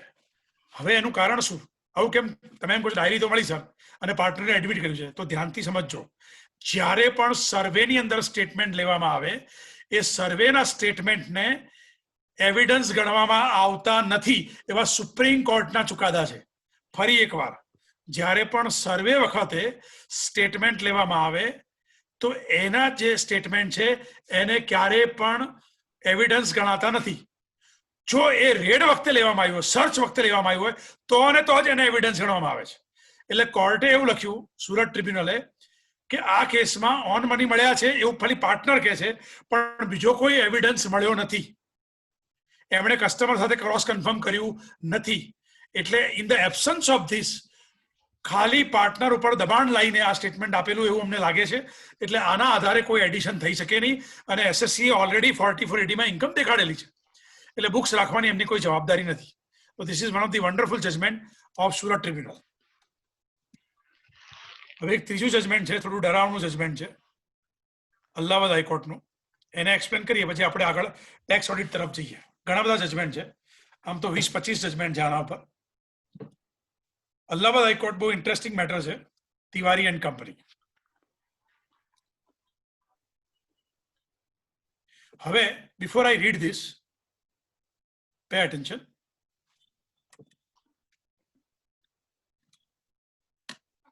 હવે આ તિવારી એન્ડ કંપનીનો જે ઇન્ટરેસ્ટિંગ ઇશ્યુ શું છે કે આપણે જ્યારે પ્રિઝમ્પટિવ ટેક્સેશનનું રિટર્ન ફાઇલ કરીએ છીએ ત્યારે જનરલી આપણી પાસે 4 વસ્તુ માંગે છે લોકો, કે તમારું કેશ ઓન હેન્ડ કેટલું છે, તમારા ડેટર્સ કેટલા છે, ક્રેડિટર્સ કેટલા છે, બેંક બેલેન્સ કેટલું છે. આ બધી વિગતો માંગે છે લોકો પ્રિઝમ્પટિવ ટેક્સેશનના રિટર્નમાં. એમાં ક્રેડિટર્સ એમણે ભરેલા, સન્ડ્રી ક્રેડિટર્સ દેખાડેલા, અને આ કેસમાં સન્ડ્રી ક્રેડિટર્સને લઈને ખુલાસો ના આપી શક્યા. એટલે સેક્શન 68માં હું સ્ક્રીન શેર કરું છું તમારી સાથે. સેક્શન 68માં તિવારી એન્ડ કંપનીમાં એડિશન થયું. AO has passed the assessment order under 144 where he had made an addition of sundry creditors of 23,14,000 by mentioning that they are not verifiable because of SSC has not cooperated. હવે મજાની વાત એ છે કે કમિશનરે કાઢી નાખ્યું આને, ટ્રિબ્યુનલે પણ કાઢી નાખ્યું, પણ ડિપાર્ટમેન્ટે આ મેટર હાઈકોર્ટ સુધી લઈ ગયો. જો department filed an appeal to high court. Commissioner અને ટ્રિબ્યુનલનો વ્યૂ એવો હતો, ધ્યાનથી સાંભળજો, કમિશનર અને ટ્રિબ્યુનલનો વ્યૂ હતો કે જ્યારે પ્રિઝમ્પટિવ ઇન્કમ દેખાડેલી છે તો પછી બીજું કોઈ એડિશન શક્ય નથી. પણ અલ્હાબાદ હાઈકોર્ટ એવું કહે છે, અલ્હાબાદ હાઈકોર્ટે 2 જજમેન્ટ કોર્ટ કર્યા છે. એક છે Madurai કિસ્ટા AP high court, Andhra Pradesh high court, બહુ ઇન્ટરેસ્ટિંગ જજમેન્ટ છે. અને બીજું સૌથી ટેન્શનવાળું જજમેન્ટ છે સુપ્રીમ કોર્ટનું, દેવી પ્રસાદનું, જેમાં હાઈકોર્ટનો વ્યૂ એવો છે, સોરી સુપ્રીમ કોર્ટનો, ધ્યાનથી વાંચું છું, ધ્યાનથી સ્ક્રીન ઉપર ધ્યાન આપજો. There is nothing in the law which prevents AO in appropriate cases in taxing both sundry credit if source is not explained and business income estimated by him after rejecting books of accounts which are unreliable. એટલે court એમ કહે છે એ કેસમાં એવું થયેલું supreme કોર્ટમાં કે books અનરિલાયબલ હતા એટલે બુક્સ રિજેક્ટ કરવામાં આવ્યા. બુક્સ રિજેક્ટ થયા પછી એઓએ 2 એડિશન કર્યા. એક તો જે પર્સન્ટેજનું એડિશન હોય, માન લો 10% NP એને એસ્ટિમેટ કર્યો, અને વત્તા જે ક્રેડિટર હતા સન્ડ્રી ક્રેડિટ એનું પણ એડિશન કર્યું. તો સુપ્રીમ કોર્ટ એમ કહે છે કે એપ્રોપ્રિએટ કેસીસમાં બંને એડિશન શક્ય છે. એવું જરૂર નથી કે તમારો પ્રોફિટ એસ્ટિમેટ થઈ ગયો એટલે બીજા કોઈ એડિશન શક્ય નથી. Court says that it is possible. તો this is very very warning giving judgement. એટલે એવું એક જજમેન્ટ છે ટ્રિબ્યુનલનું, બતાવું તમને હાલ સ્ક્રીન ઉપર, ધ્યાનથી જુઓ. મને 1-2 મિનિટ લાગશે શોધવા માટે, પણ I will be able to find. Pay attention on screen.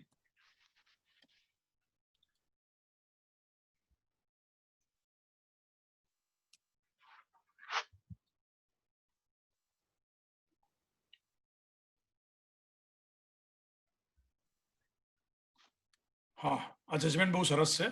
આ જજમેન્ટ છે જયપુર ટ્રિબ્યુનલનું. બહુ ઇન્ટરેસ્ટિંગ જજમેન્ટ છે. આની અંદર SSC was found with some investment assets. SSC had some, you can see, acquisition of asset, અને એસેટનો સોર્સ મંગાવેલો. એવું કે તમે એસેટ કેવી રીતે ખરીદી એનો સોર્સ એક્સપ્લેન કરો. લકીલી ફંડ ફ્લો સ્ટેટમેન્ટ એમણે આપેલું, લકીલી, અને એમણે સોર્સ એક્સપ્લેન કરેલો. પણ એમની આર્ગ્યુમેન્ટ એવી હતી કે જ્યારે અમે પ્રિઝમ્પટિવ ઇન્કમ દેખાડતા હોઈએ તો સેક્શન 69 એના એડિશન શક્ય નથી, એવી એમની આર્ગ્યુમેન્ટ હતી. તો ટ્રિબ્યુનલે શું લખ્યું છે જુઓ. ટ્રિબ્યુનલે એવું લખ્યું છે, we are not in agreement with the submission of advocate of SSC that once income is estimated under 44AD, there is no necessity to make separate addition on account of investment or reduction in liability, as the provision of 44AD has got limited overriding effect over 28 to 43C of the Act. એ જૂની 44AD છે.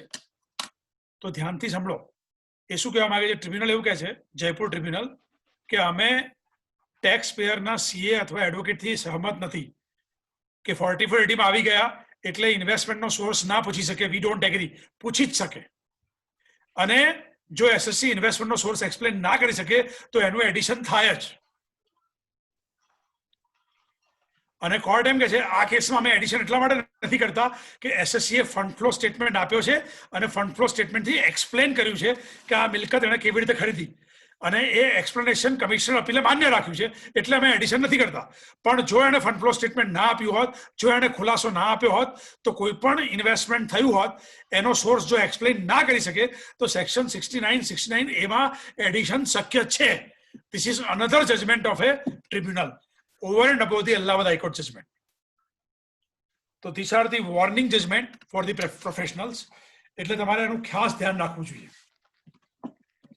આ જજમેન્ટનું ખાસ ધ્યાન રાખવું જોઈએ કોઈ પણ decision લેતા પહેલા. બરાબર છે. ઇવન ક્રેડિટર્સ બી આપણે જોયા, એને પણ ચેલેન્જ કર્યા છે. અને એક બહુ આપણા સુરત સ્ટાઇલ તો ના કહેવાય, પણ આપણે બધે એવું કરીએ છીએ, બોગસ બિઝનેસ બતાવે 44AD માં. એવો પણ એક કેસ છે આની અંદર કે બોગસ બિઝનેસ એવો એસ્ટાબ્લિશ 15 લાખનું ટર્નઓવર બતાવી દીધો, 8% ઇન્કમ. કોની? દાદાની. દાદા રિટાયર થઈ ગયા. દાદા શું કરે ઘરે બેઠા? તો ક્લોથનો બિઝનેસ બતાવે છે, ક્લોથનો, which is very common across India. કારણ કે ક્લોથ ઉપર પહેલા વેટ લાગતો નતો, એટલે કઈ ના આવડે એટલે ક્લોથનો બિઝનેસ બતાવવાનો. એવો કેસ પણ ટ્રિબ્યુનલ સુધી પહોંચેલો છે. એટલે આવા કેસમાં શું કરવું, કેવી રીતે એને હેન્ડલ કરવા, એસેસમેન્ટ લેવલ કેવી રીતે હેન્ડલ કરવા, this are the certain techniques one has to understand. અત્યારે આપણે એ મુદ્દો નથી ચર્ચામાં, એટલે હું એને ડિસ્કસ કરી નથી રહ્યો. અત્યારે આપણું ફોકસ એ છે કે 68, 69, 69A, 69B, 69C, 69D એના એડિશન શક્ય છે. અને એનો ટેક્સ રેટ કેટલો છે તમને ખબર છે ને? 60%. એના પર 25% સરચાર્જ એટલે 75%, એના પર 4% એજ્યુકેશન સેસ એટલે 78%, એના પર 10% પેનલ્ટી એટલે 84% ટેક્સ, એના પર વ્યાજ. એટલે તમારો ક્લાયન્ટ 44AD માં ઇન્કમ દેખાડી રહ્યો છે, પણ જો આવું કોઈ એડિશન થયું 69A, B, C, D તો મરી જશે. 84% અને વત્તા વ્યાજ એટલે જેટલું રોકાણ થયું એટલો ટેક્સ થશે. એટલે જ્યારે પણ તમારો ક્લાયન્ટ રિટર્ન ફાઇલ કરાવવા આવે ત્યારે તમારે એને પૂછવાનું કે કોઈ નવી મિલકત ખરીદી છે. હા પાડે તો કેટલામાં ખરીદી, એનો સોર્સ શું છે એ જોઈ લો. અને તમને લાગતું હોય કે પૈસા ઓછા પડે છે જૂની ઇન્કમ ને આ બધા કરતા, તો એ વર્ષે ઇન્કમ થોડી વધારે બતાવો, નહીતર લેવાના દેવા થઈ જશે. સર આ 44AD માં ઇન્કમ દેખાડી હોય તો section 115BBE source of income નો એક અમેન્ડમેન્ટ આવ્યો છે, આઈ થિંક 2016 પછી નોટ એ 60% છે. હા, તો એ પણ અહીંયા લાગુ પડી શકે છે? હા, લાગુ પડી જાય ને, કારણ કે એસેસિંગ ઓફિસર એડિશન એમાં જ કરશે ને, 69 એમાં અનએક્સપ્લેન ઇન્કમ. Okay sir, okay. એટલે જ રિસ્કી છે. પછી એમાંથી 60 ના 30% કેવી રીતે કરવા એ બધું મને આવડે છે.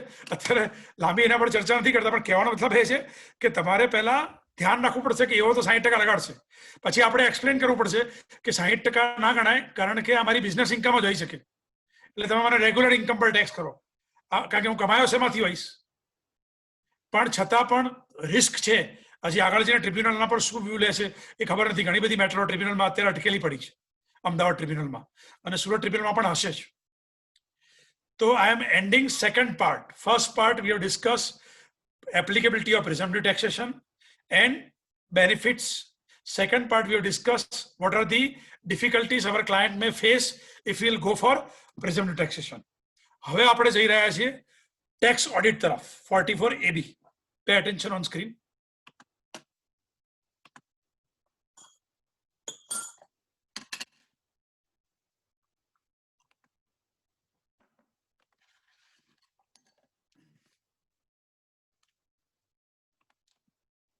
મને ખબર છે બહુ મેં હોટ ટોપિક ઉપાડી લીધો છે આજે ચર્ચામાં, એટલે સવાલોનો ઢગલો રહેવાનો કે સાહેબ આ તો તમે ઊંઘ ઉડાડી દીધી અમારી.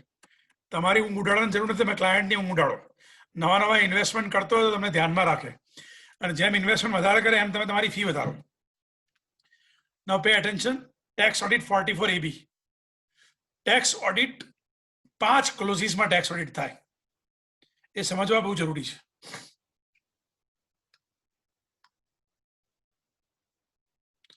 અને એક પ્રોવાઇઝો છે.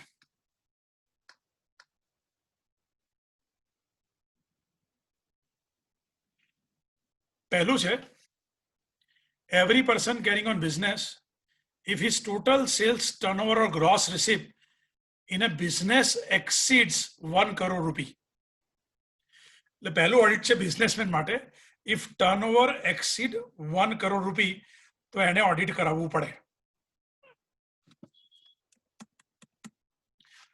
હવે સવાલ એ આવે કે સર 44AD ની અંદર તો આપણે જોયું કે જેનું ટર્નઓવર 2 કરોડથી ઓછું હોય અને જો 8% બતાવી દે તો એને ચોપડા રાખવાની જરૂર નથી, પણ ટર્નઓવર કરોડથી વધારે છે તો શું એને ઓડિટ કરાવવું પડે?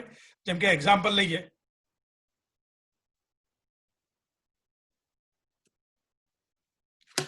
આપણો રમેશ છે, કરિયાણાની દુકાન છે અને પ્રીવિયસ યર 2021 નું ટર્નઓવર છે 1,45 lakh. And he would not like to opt for 44AD. He regularly maintained books of accounts. Due to loss under head house property and due to ATC to ATU, રમેશની income થાય છે 2,30,000. શું એને audit કરાવવું પડશે? તો પહેલો સવાલ એ આવે કે જો એ 44AD માં ગયો હોત 1,45,00,000 તો એને ઓડિટ કરાવવાની જરૂર નથી. એવું ક્યાં લખ્યું છે? પ્રોવાઇઝોમાં લખ્યું છે. જો પ્રોવાઇઝો, હું રેડ માર્ક કરું છું. પ્રોવાઇઝો લખે છે this section shall not apply. This section એટલે કઈ સેક્શન? 44AB જ નહીં એપ્લાય થાય, ઓડિટની સેક્શન એપ્લાય નહીં થાય. કોના માટે?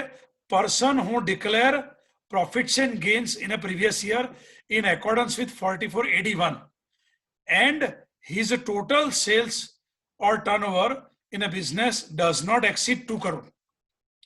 તો પ્રોવાઇઝો એવું કહે છે કે જેણે 44AD માં ઓપ્ટ કર્યું હોય, હું ડિક્લેર્સ 44AD, તો એને આ સેક્શન જ એપ્લાય નહીં થાય ટેક્સ ઓડિટની, એટલે એને ટેક્સ ઓડિટ કરાવવાની જરૂર નથી. પણ આપણો કેસ કંઈક જુદો છે.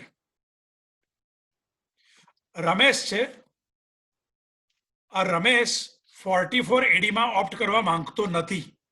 હવે જો 44AD માં ઓપ્ટ કરવા ના માંગતો હોય તો પછી ક્લોઝ એ એપ્લાય થઈ જાય. શું થઈ જાય એપ્લાય? ક્લોઝ એ.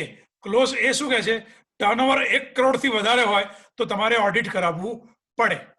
ક્લોઝ એ ની અંદર ધ્યાનથી સમજજો, ક્લોઝ એ ની અંદર ટોટલ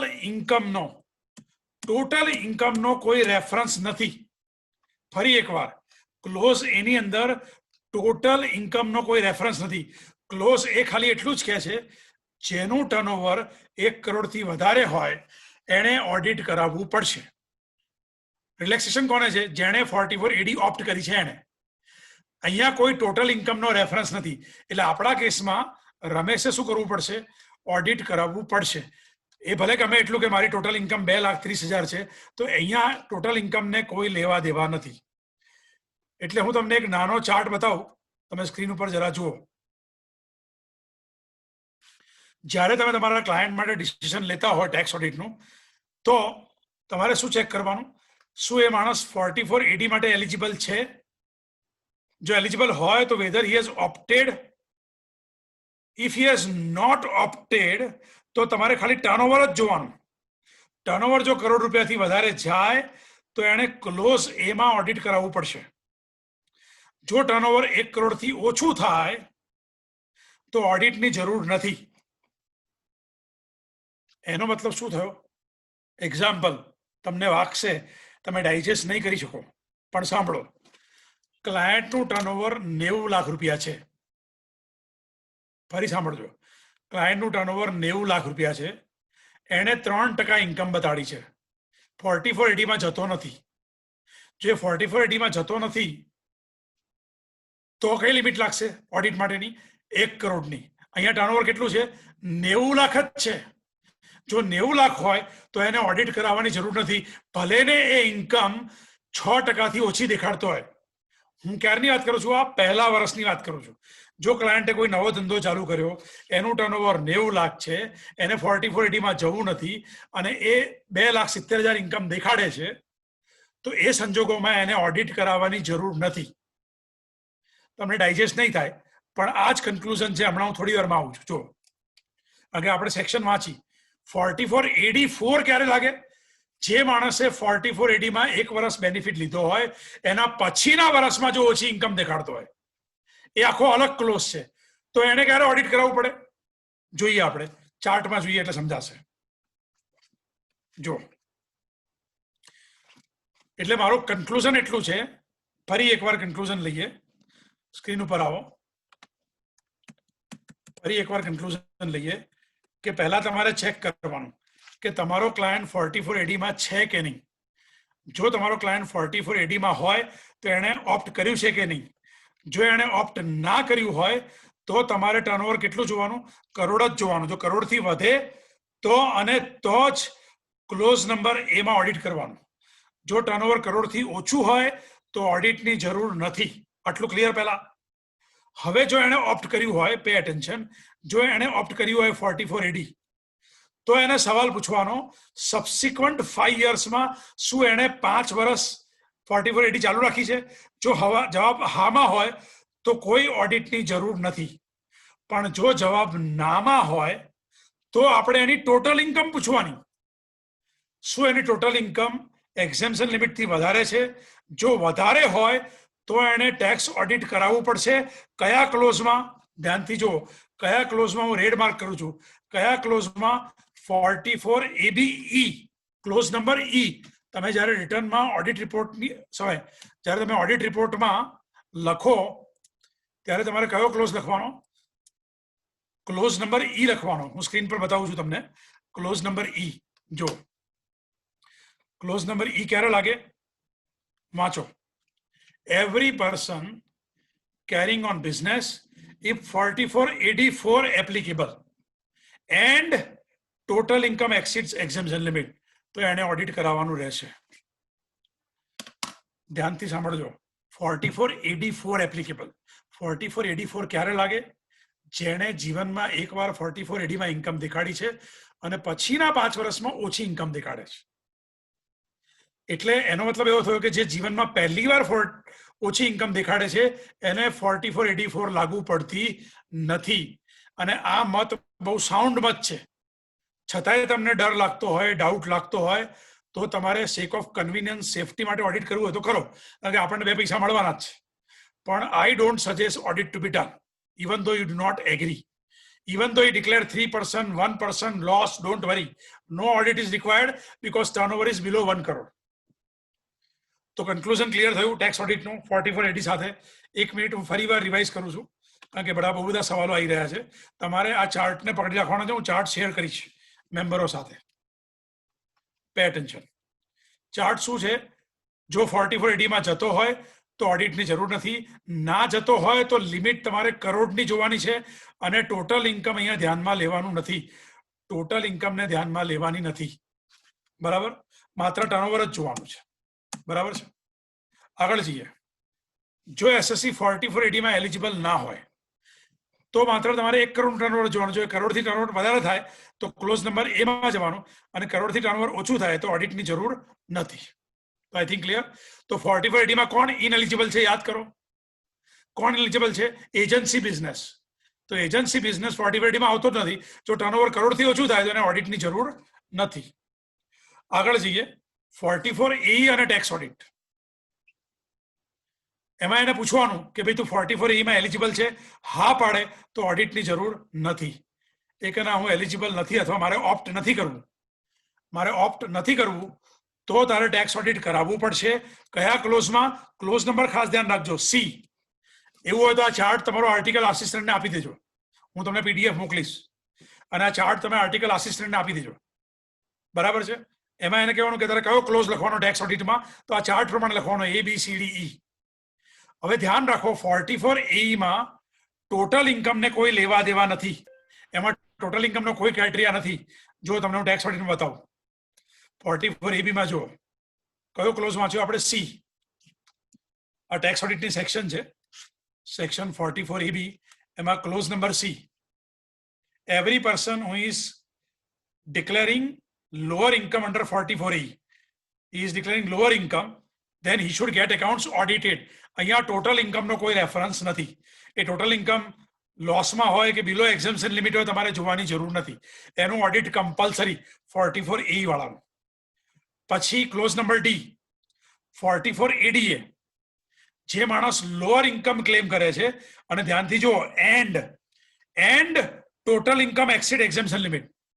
ફરી જો હું કલર કરું છું, end total income exceed exemption limit. તો જે પ્રોફેશનમાં છે એ લોઅર ઇન્કમ દેખાડે છે અને એની ટોટલ ઇન્કમ એક્ઝમ્પશન લિમિટ થી વધારે હોય તો અને તો જ ઓડિટ કરાવવાનું છે. કયા ક્લોઝમાં? ક્લોઝ નંબર ડી માં. આઈ થિંક ક્લિયર. એટલે એનો ચાર્ટ પણ મેં તમારા માટે મૂક્યો છે. 44AD અને ટેક્સ ઓડિટ.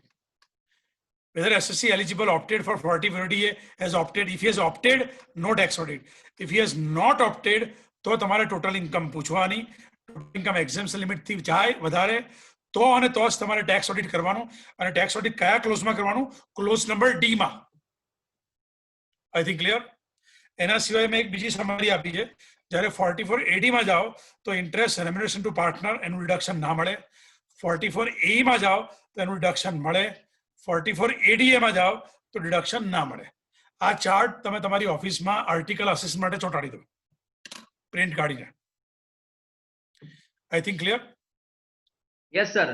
હવે આપણે આગળ જઈએ. હા બોલો. 44AD માં પાર્ટનર ને રિમ્યુનરેશન અને salary earlier it was allowable. Earlier it was allowed, પણ from AY એટલે finance act 2011 amendment it is not allowed. Not allowed, yes sir. એટલે that is to be kept in mind. એનું કોઈ sir specific reason છે કોઈ કઈ કે? કશું જ નથી. આ દેશની અંદર રાજા, વાજા અને વાંદરા આ ત્રણ જણા જ, આ ત્રણે સરખા જ કહેવાય. કેમ? વાંદરો એટલે વાંદરા છે ને આપણા શાસ્ત્રોમાં, આપણા કોઈ પણ શાસ્ત્રોમાં આપણા મન છે ને, આપણા મનને મરકટ કીધું છે. મન માકડા જેવું. તમે સમજો, મન માકડા જેવું.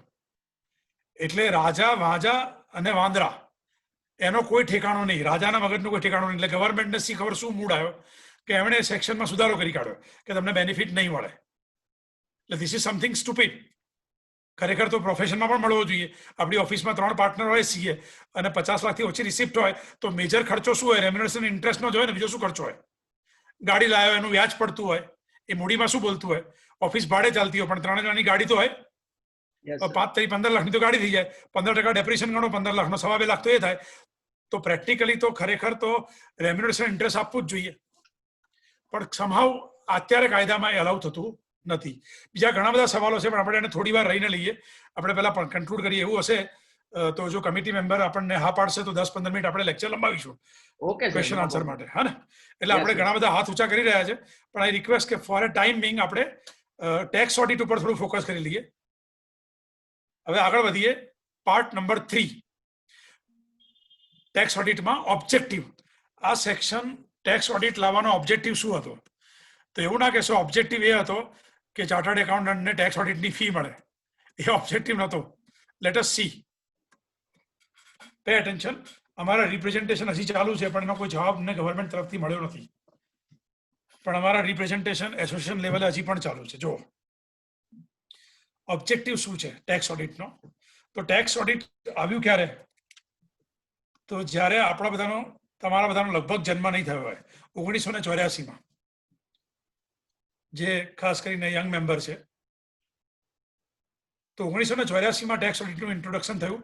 એ વખતે 17.2 નંબરનો સીબીડીટીનો પેરેગ્રાફ છે.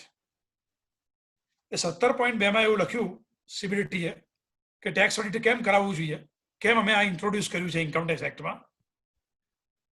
ધ્યાનથી વાંચજો. Proper tax audit would ensure books of accounts and other records are properly maintained. Number one. And they faithfully reflect income of the taxpayer. And claim of deduction are correctly made. એટલે objective શું છે? Books are maintained, income is properly shown, and deductions are correctly claimed. This audit would help in checking fraudulent practices. It will also help administrative authority that there is a proper presentation of account before the income tax authority, and it will save the time of AO in carrying out routine audit of like checking correction of total checking, verifying purchases, verifying sales, verifying expenditure. એમાં એઓનો સમય બચી જાય અને જે સમય બચે that AO can utilize for attending other investigation aspect of the case. એટલે objective શું છે? ઓબ્જેક્ટિવ એ છે કે એઓને સમય મળી જાય અને એઓને ભરોસાપાત્ર સ્ટેટમેન્ટ મળે સીએ તરફથી. એટલે એને સેલ પરચેસ, એ જમાનામાં શું હતું? મેન્યુઅલ હતું, એટલે ટોટલ ચેક કરવા પડતા હતા. ટ્રાયલ બેલેન્સ ડિફરન્સ કોમન હોય, એટલે એ બધામાંથી એઓનો સમય બચે તો એઓ ડિટેલમાં અમુક મુદ્દાઓને લઈ જઈ અને એડિશન કરી શકે. That was the objective. ઠીક છે. હવે આના ઉપર કોર્ટે શું ચુકાદો આપ્યો છે જુઓ. હું શું કહેવા જઈ રહ્યો છું ઓબ્જેક્ટિવમાં. ઘાઈ કન્સ્ટ્રક્શનની મેટર બોમ્બે હાઈકોર્ટમાં આવી અને ઇશ્યુ એ હતો આની અંદર, ધ્યાનથી સમજજો, કે શું મારે, હું સપોઝ ઇન્ડિવિજ્યુઅલ છું, ફોર એક્ઝામ્પલ મારું એક્ઝામ્પલ લઈએ. આપણે એક કામ કરીએ, કેતનભાઈનું એક્ઝામ્પલ લઈએ. કેતનભાઈને અંડર એસ્ટિમેટ કરું છું અત્યારે, ફોર ટાઈમ બિંગ માફી માંગુ છું. એમની રિસિપ્ટ છે 40 લાખ રૂપિયા, બરાબર છે, પ્રોફેશનમાંથી. હવે એમને 20 લાખ રૂપિયા ઇન્કમ દેખાડવી નથી, ભલે વધારે કમાય છે 40 લાખમાંથી, પણ એમણે ઇન્કમ ઓછી જ દેખાડવી છે અને એમણે ટેક્સ ઓડિટ કરાવવું છે. હવે કેતનભાઈ પર્સનલ પ્રોપ્રાઇટરશિપમાં પ્રેક્ટિસ કરે છે. હવે કેતનભાઈના કેપિટલ ગેઇનની ઇન્કમો પણ છે, કેતનભાઈની અધર સોર્સિસની વ્યાજની આવકો પણ છે, કેતનભાઈએ કોઈ બાજુની ઓફિસ ભાડે આપી દીધી છે, એની ભાડાની આવક પણ છે. આ બધી આવકો એમના સેવિંગ એકાઉન્ટમાં આવે છે અને કેતનભાઈની જે પ્રેક્ટિસનું પ્રોફેશન છે એનું કરંટ એકાઉન્ટ અલગ છે. હવે માની લઈએ કે એમની ફર્મનું ઓડિટ હું કરું છું એઝ એ ચાર્ટર્ડ એકાઉન્ટન્ટ. તો કેતનભાઈની ફર્મનું પ્રોપ્રાઇટરશિપનું ઓડિટ કરતી વખતે શું મારે અધર સોર્સિસની ઇન્કમનું ઓડિટ કરવાનું, શું મારે એમની કેપિટલ ગેઇનની ઇન્કમનું ઓડિટ કરવાનું, શું મારે એમની હાઉસ પ્રોપર્ટીની ઇન્કમનું ઓડિટ કરવાનું? There is a question. તો ઘાઈ કન્સ્ટ્રક્શન શું કહે છે? સ્ક્રીન ઉપર જુઓ. Para 21, 22, 23 of the judgment.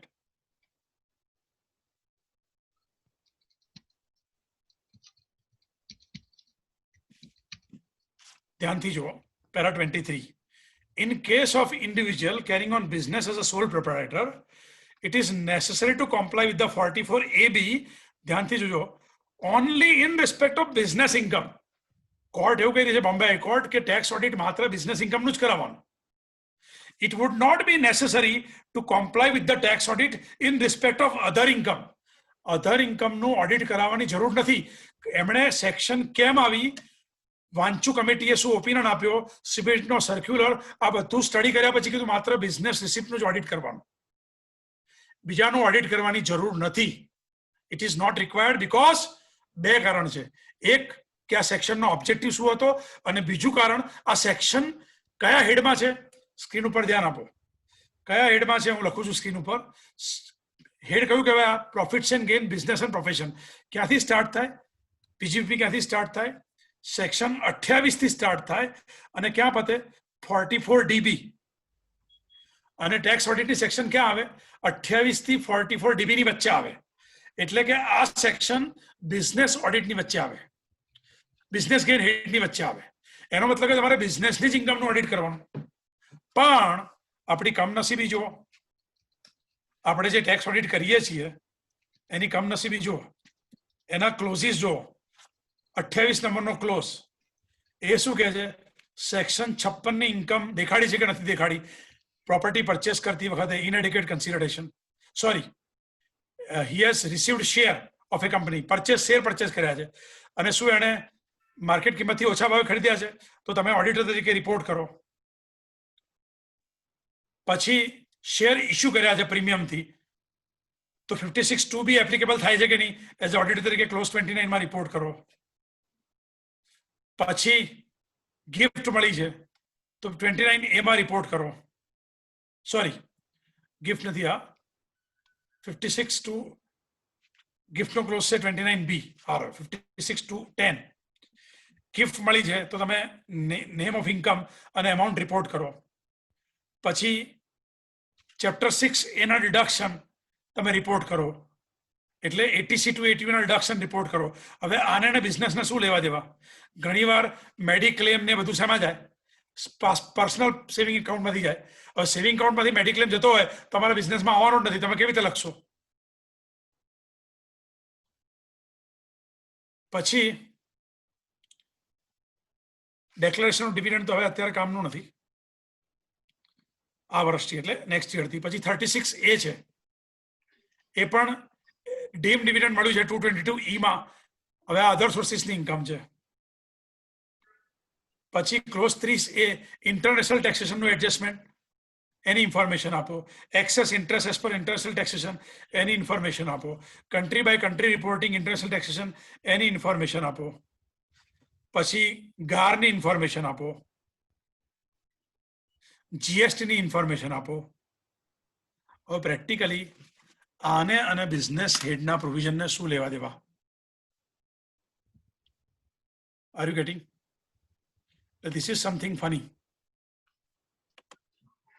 This is something funny કે તમારે બિઝનેસ સિવાયનું પણ ઓડિટ કરવું પડે છે. જ્યારે બોમ્બે હાઈકોર્ટ એમ કહે છે એ ઓડિટની જરૂર નથી, એટલે આનું રિપ્રેઝન્ટેશન કરવામાં આવ્યું છે. કારણ કે ઓવર એ પીરિયડ એ લોકો આપણી જવાબદારી વધારતા જ જાય છે. હવે એસએસસી કયા ભાવે શેર ખરીદશે, કયા ભાવે પ્રોપર્ટી ખરીદશે, આ બધા ઓડિટ આપણે ક્યાં કરવા જઈશું? એટલે બહુ જ ધ્યાનથી ટેક્સ ઓડિટ કરવું. ટેક્સ ઓડિટ બહુ રિસ્કી છે અને હવે શું થયું છે, બધું ઓનલાઈન છે. આગળ જઈને સ્ક્રુટિની પણ ઓનલાઈન છે, એટલે તમે ઓફિસરને મળીને કશી હેલ્પ નહીં લઈ શકો. એટલે કોઈ પણ ચેન્નાઈનો ઓફિસર છે અને તમારો ટેક્સ ઓડિટ રિપોર્ટ બરાબર ના લાગ્યો, સીધી ઇન્સ્ટિટ્યૂટને કમ્પ્લેન કરશે કે આ ટેક્સ ઓડિટ રિપોર્ટમાં ઠેકાણું નથી અને it is not in accordance with the law. Kindly initiate the action against this member. we have faced this much problem and this much revenue we have lost because of this chartered accountant. પહેલા શું હતું કે કઈ problem રહ્યો હોય તો તમે face to face ઓફિસરને મળી, બે આંખની શરમ રાખી, કોઈ સિનિયરને વચ્ચે રાખીને તમે રસ્તો કાઢી શકતા હતા, પણ હવે એ શક્ય નથી. એટલે my request is young member should pay more attention to certain clauses. હવે હું ક્લોઝિસ બતાવવા જઈ રહ્યો છું. એ ક્લોઝિસમાં આર્ટિકલના ભરોસે ના રહેવું. અત્યારે આપણે એનો ઓવરવ્યુ લઈ રહ્યા છીએ, ક્લોઝ નંબર અને તમારે કઈ સેક્શન વાંચવી. હું ડિટેલમાં એને સમજાવતો નથી, કારણ કે ડિટેલમાં સમજાવવા જવું એક ક્લોઝ તો 2 કલાક થઈ જાય. તો એક્ઝામ્પલ તરીકે આપણે લઈએ, પે એટેન્શન ઓન સ્ક્રીન. કયા ક્લોઝિસ તમારે આર્ટિકલના ભરોસે છોડવાના નથી. હવે હું સ્ક્રીન કન્ટિન્યુઅસ શેર કરીશ. પહેલો ક્લોઝ છે 13D, 13E અને 13F. આ ક્લોઝનો જવાબ આપવા માટે તમને સેક્શન 145(2) અને ICDS નું નોલેજ હોવું જોઈએ. જો આનું નોલેજ તમારી પાસે ઓછું હશે તો તમે ડિસ્ક્લોઝર બરાબર નહીં કરી શકો. એટલે મેં સોર્સ લખ્યો છે. કયો સોર્સ છે અહીંયા? સોર્સ છે 145(2) અને ICDS. Clause number 13D, E અને F. પછી clause number 14, valuation of closing stock.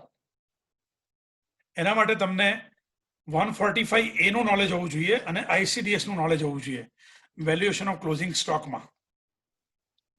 અને ICDS as per income tax કહી રહ્યો છું, not your accounting standard. Clause number 15, whether capital asset is converted into stock in trade. એના માટે તમને section 45(2) નું તમને જાણકારી પૂરેપૂરી હોવી જોઈએ કે when SSC convert capital asset into stock in trade, તો તમારે 4 વસ્તુની જવાબ આપવાનો છે. પછી નેક્સ્ટ, હવે આ શું થાય, આનો હવાલો જ આવ્યો હોય. આ તમારો આર્ટિકલ આસિસ્ટન્ટ ના સમજી શકે, તમારો એટલે આપણો આર્ટિકલ આસિસ્ટન્ટ, ખાલી હવાલો જ પડ્યો હોય. હવાલો શું પાડ્યો હોય? સ્ટોક ડેબિટ અને કેપિટલ એકાઉન્ટ ક્રેડિટ. તો તમારે ખાસ કેપિટલ એકાઉન્ટમાં આવા કોઈ હવાલા પડ્યા હોય તો ચેક કરવા. ઘણીવાર શું છે કે જે એકાઉન્ટન્ટ હોય છે એ હવાલા પાડી દેતો હોય છે, એટલે તમારે કેપિટલ એકાઉન્ટનો ખાસ સ્ટડી કરવો. આ સેક્શન માટે શેનો સ્ટડી કરવો? કેપિટલ એકાઉન્ટનો સ્ટડી કરવો. આર્ટિકલના ભરોસે ના ચાલવું. નેક્સ્ટ, ક્લોઝ 16 બહુ ઇન્ટરેસ્ટિંગ ક્લોઝ છે.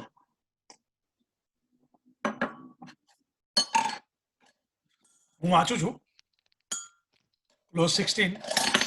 એક કામ કરો, તમે સ્ક્રીન ઉપર વાંચો 1 મિનિટ માટે. ABCDE વાંચો તમે. ક્લોઝ 16 હું યલો માર્ક કરું છું. આ 5 ક્લોઝ તમે વાંચો.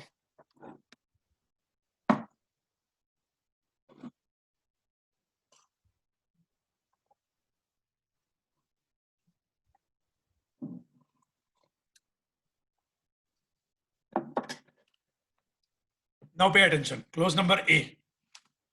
What clause number A says? Item falling within scope 28. હવે ઘણા મેમ્બરને સેક્શન 28 નું નોલેજ નથી. જ્યારે સીએ ભણતા હતા ત્યારે ખોલીને જોયેલી, પછી સેક્શન 28 ક્યારે ખોલી નથી. હું તમને થોડું ઉદાહરણ આપું. સેક્શન 28 માં ધ્યાનથી સાંભળજો. તમારો કોઈ ક્લાયન્ટ છે, માનો કે એની પાસે અંબુજા સિમેન્ટની એજન્સી છે, બરાબર છે. હવે જે અંબુજા સિમેન્ટની એજન્સી છે એ એજન્સી માનો કે કેન્સલ થઈ અને એના પેટે એને કમ્પન્સેશન મળ્યું 22 લાખ રૂપિયા. એની એજન્સી પરમેનન્ટ કેન્સલ કરી અને કોર્ટ મેટર થઈ અને 22 લાખ રૂપિયા એને કમ્પન્સેશન મળ્યું, કારણ કે એની એજન્સી હતી લાઈફ ટાઈમ. પણ કોઈક કારણસર અંબુજા સિમેન્ટ એની લાઈફ ટાઈમ એજન્સી કેન્સલ કરી અને 22 લાખ રૂપિયા આપ્યા. તો 22 લાખ રૂપિયા ટેક્સેબલ થાય કે ના થાય? કારણ કે it is a compensation for loss of